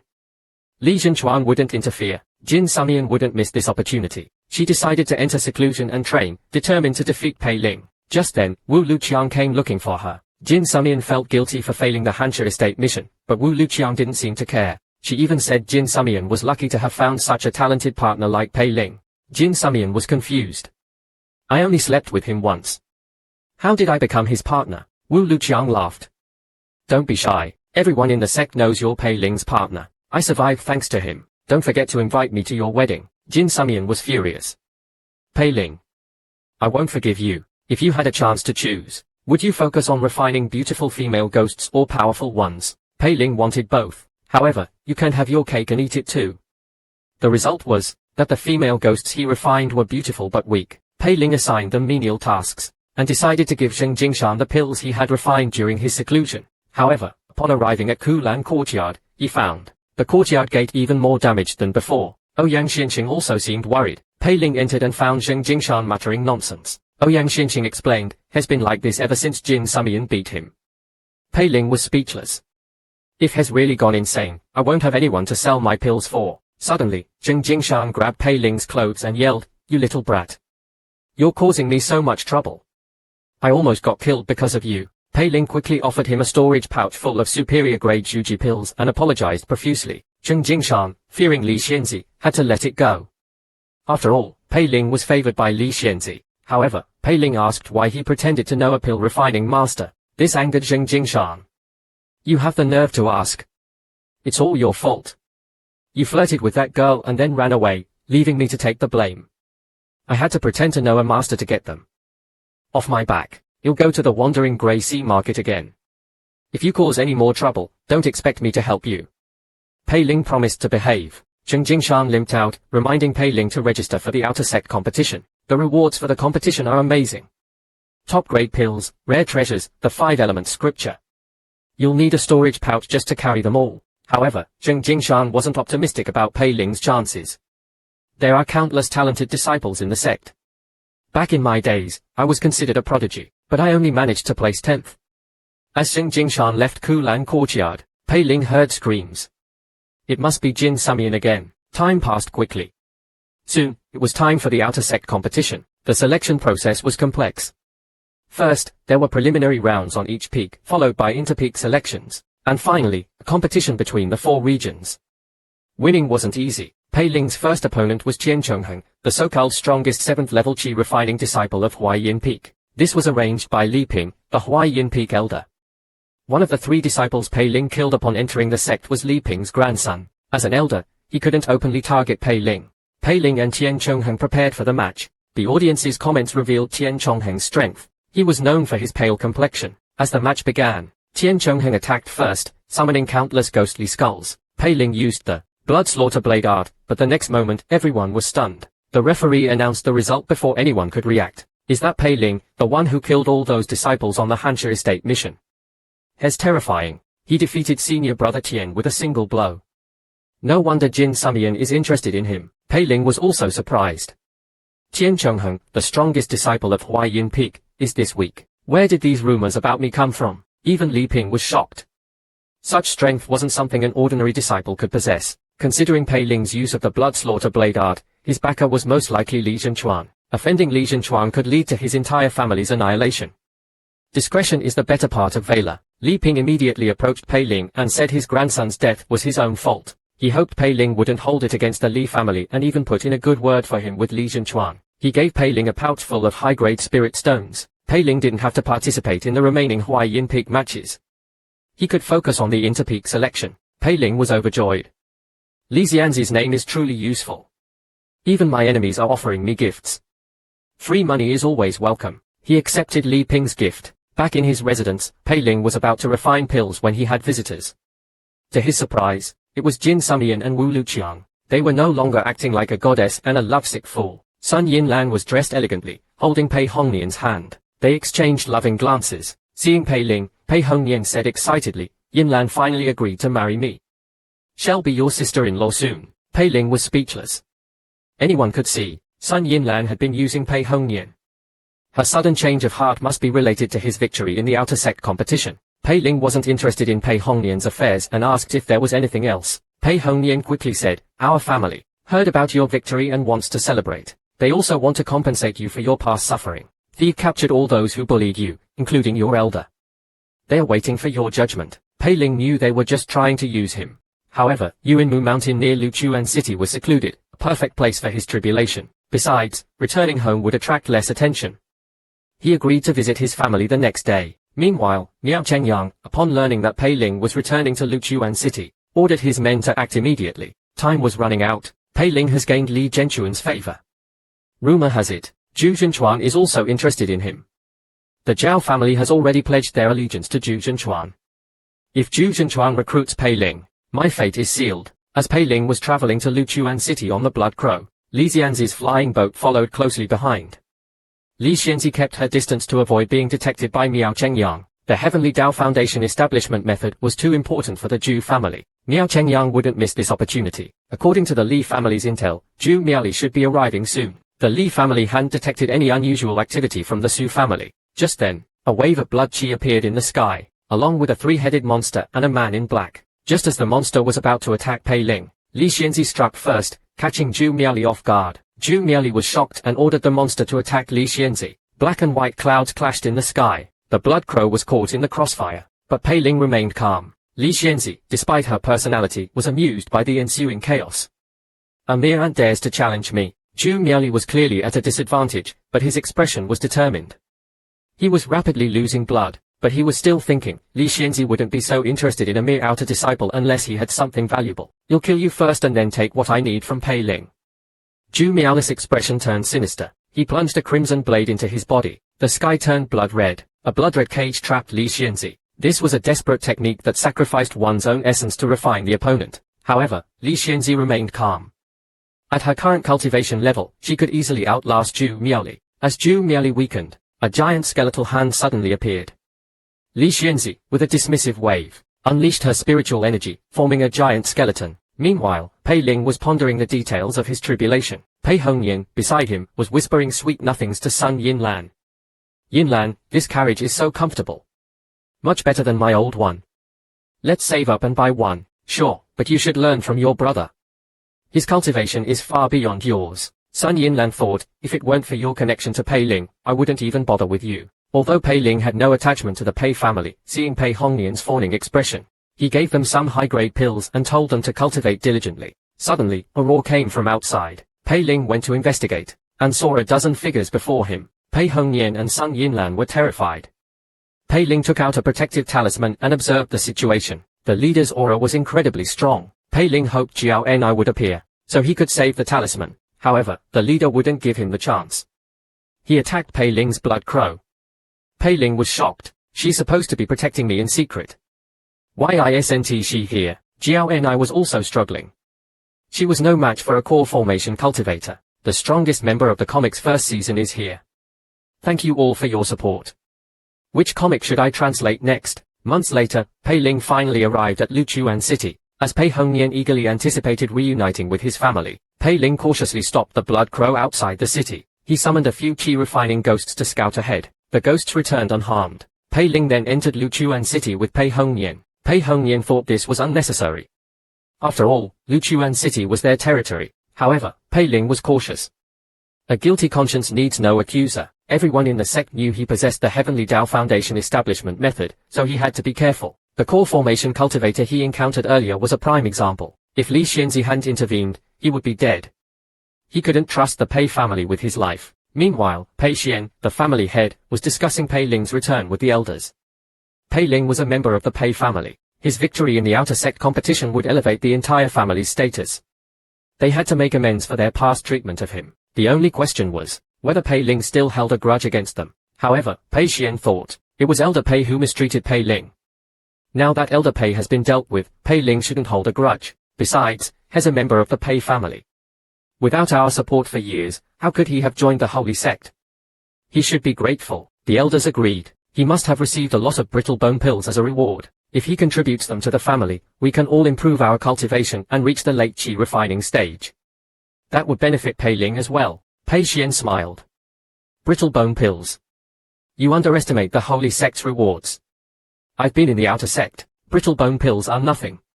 He might even have Shuji pills and rare treasures. The elders were excited. Our Pei family is going to rise. We raised Pei Ling for so many years. When he returns, we must have him contribute all his rewards. It's his duty. Pei Xian smiled. They had initially asked Pei Hongyan to invite Pei Ling back, because they heard he had passed the holy sect's outer sect competition. Pei Gongyan, whom they had been supporting for years, hadn't achieved anything. Pei Ling was a pleasant surprise. The Pei family immediately eliminated Pei Tu and his mother, and started discussing how to manipulate Pei Ling. They knew that with his victory, the Pei family would be qualified to form a merchant team. This would allow them to trade with other cities without being exploited by passing merchants. Then, they received news of Pei Ling becoming the champion. Their greed intensified. The holy sect's rewards for the champion were generous enough to elevate a small family's status significantly. There were many such examples. For instance, several powerful families in the outer sect, like the Jin, Xiao, and Gongxi families, had risen to prominence thanks to their ancestors winning the outer sect competition. and that was just for placing first. Pei Ling was the champion. The four, including the current family head, their initial intention of welcoming Pei Ling back had shifted to obtaining his rewards. Just then, Pei Xian remembered something. By the way, 10 more servants have disappeared recently. Have you found out what happened? Since Pei Ling agreed to return, strange things had been happening in Luchuan City. A dozen servants had mysteriously disappeared, but the Pei family didn't care about mere mortals. Upon learning that Pei Ling and Pei Hongnian had returned, they gathered, and Pei Xian led the elders to greet them personally. After exchanging pleasantries, Pei Xian glanced at Yu Shuizhao behind Pei Ling and was surprised. A demon fox. I wonder what her cultivation level is. If she's strong enough, she could escort our merchant teams. They entered the Pei estate. The entire estate was decorated lavishly. Even the servants wore fine clothes. Several attractive maidservants wore revealing outfits, their eyes filled with seductive intent. This was clearly a setup for Pei Ling. Pei Hongnian was jealous, but knowing the gap between him and Pei Ling, he could only accept his fate. Pei Ling, however, was indifferent. He remembered his years in the Pei family. If he hadn't been resourceful, he would have died long ago. Now, he was being treated like an honored guest. Pei Xian praised Pei Ling, then, along with the elders, recounted the Pei family's kindness towards him, emphasizing how much they had done for him. They hoped Pei Ling would contribute all his rewards to the family. We won't even let the demon fox go. If she's strong enough, we'll assign her to the elder in charge of the family business. The Pei family needed a powerful protector for their merchant teams. Hearing this, Pei Ling was horrified.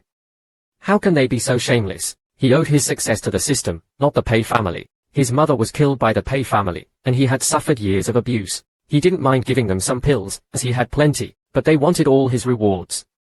That was outrageous. Even Pei Hongnian couldn't stand it and was about to speak up when Pei Xian interrupted him. This is a family matter. You have no say in this. Just then, a servant carrying wine caught Pei Ling's attention. A servant with such a strong aura was unusual. An elder, noticing Pei Ling's gaze, explained, many servants have fallen ill recently and been dismissed. This is a new servant. Pei Ling was suspicious.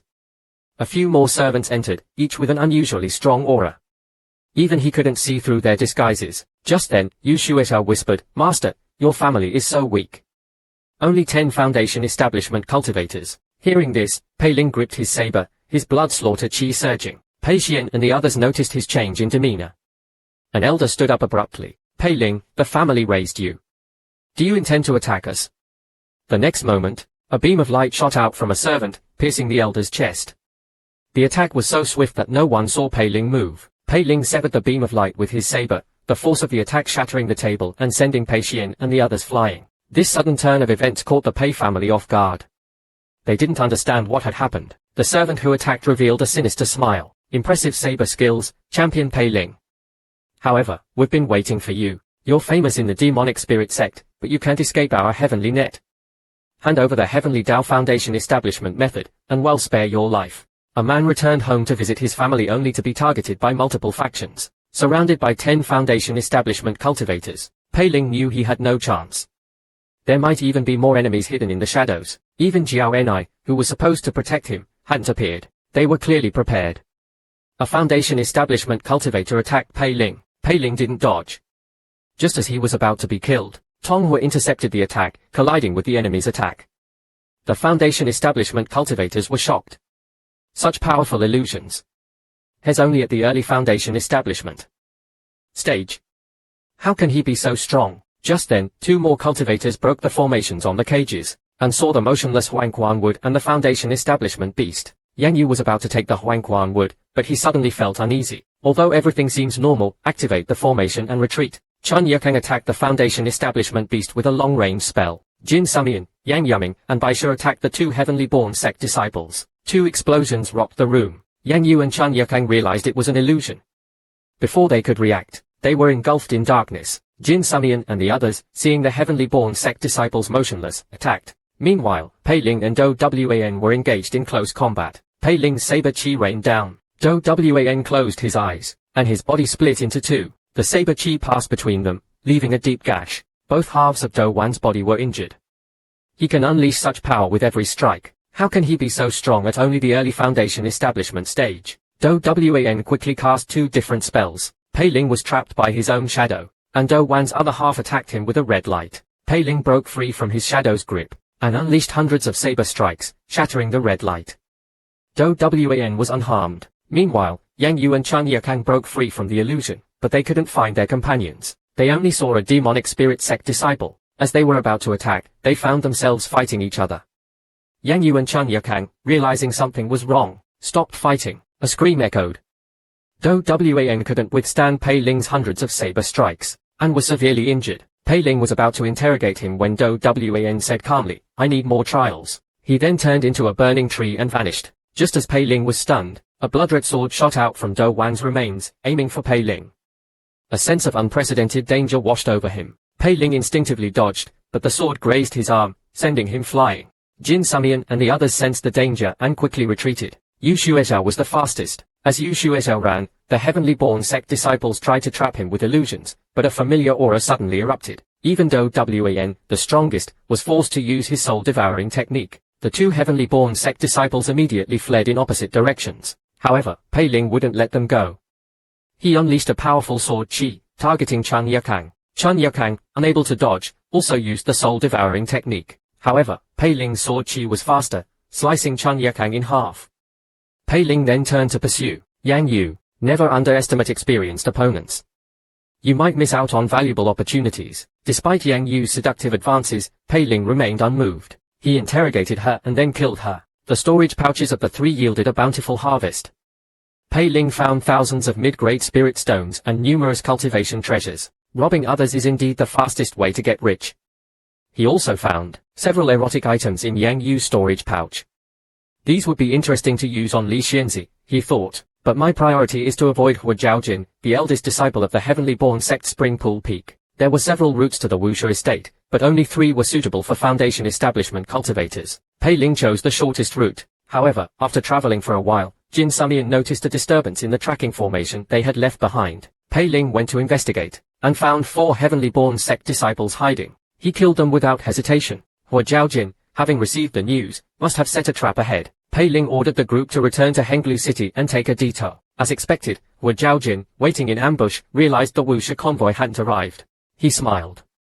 They must have turned back. You'll wait for them at the Wuxia estate. Meanwhile, Pei Ling, having entered demonic spirit sect territory, could finally cultivate in peace. The heavenly-born sect disciples seemed to have vanished. Suddenly, a system notification interrupted his thoughts. Smart Cultivation System. Upgrade complete. Your system is now smarter. Pei Ling was surprised, then realized he had activated the system upgrade during his tribulation. Half a month had passed. He decided to check out the upgraded system. To be safe, he instructed Yu Xuezhao to stand guard outside and hit him if he started acting strangely. He then took out the dreamless powder and started cultivating the pink night scripture. To his surprise, the system offered him a Huangquan wood sapling and a Foundation establishment beast for free. Pei Ling was shocked. Did the system downgrade? The system-controlled Pei Ling suddenly got up and walked outside. Pei Ling had instructed Yu Xuezhao to stop him if he acted strangely. However, Pei Ling dodged Yu Xuezhao and walked towards the cage containing the Huangquan wood. Pei Ling panicked. Why didn't Yu Xuezhao stop me? Did the system upgrade prevent her from interfering? Is the system's definition of preventing accidents not about preventing accidents caused by the system, but preventing anything that interrupts its cultivation? Pei Ling cursed silently. The others thought Pei Ling was just checking the cage. The next moment, Pei Ling broke the seal and plunged his hand into the tree, absorbing its energy. The already withered Huangquan wood shriveled further. Everyone was stunned. Yang Yaming and Baisha pretended nothing happened. Even Jin Sumian only frowned slightly and chose to remain silent. However, Wu Shiqiu, the Wu family head, couldn't stay silent. The Huangquan wood was crucial for the family's revival. The Wu family had many disciples, but they lacked talent. Without the Huangquan wood, their decline was inevitable. Wu Shiqiu pleaded with Pei Ling. Although Pei Ling wanted to stop, no one was interrupting him. He could only watch as he continued to drain the Huangquan wood's essence. The others thought Pei Ling was claiming the Huangquan wood for himself and sided with him, glaring at Wu Shiqiu. Wu Shiqiu's expression changed, and he could only back down.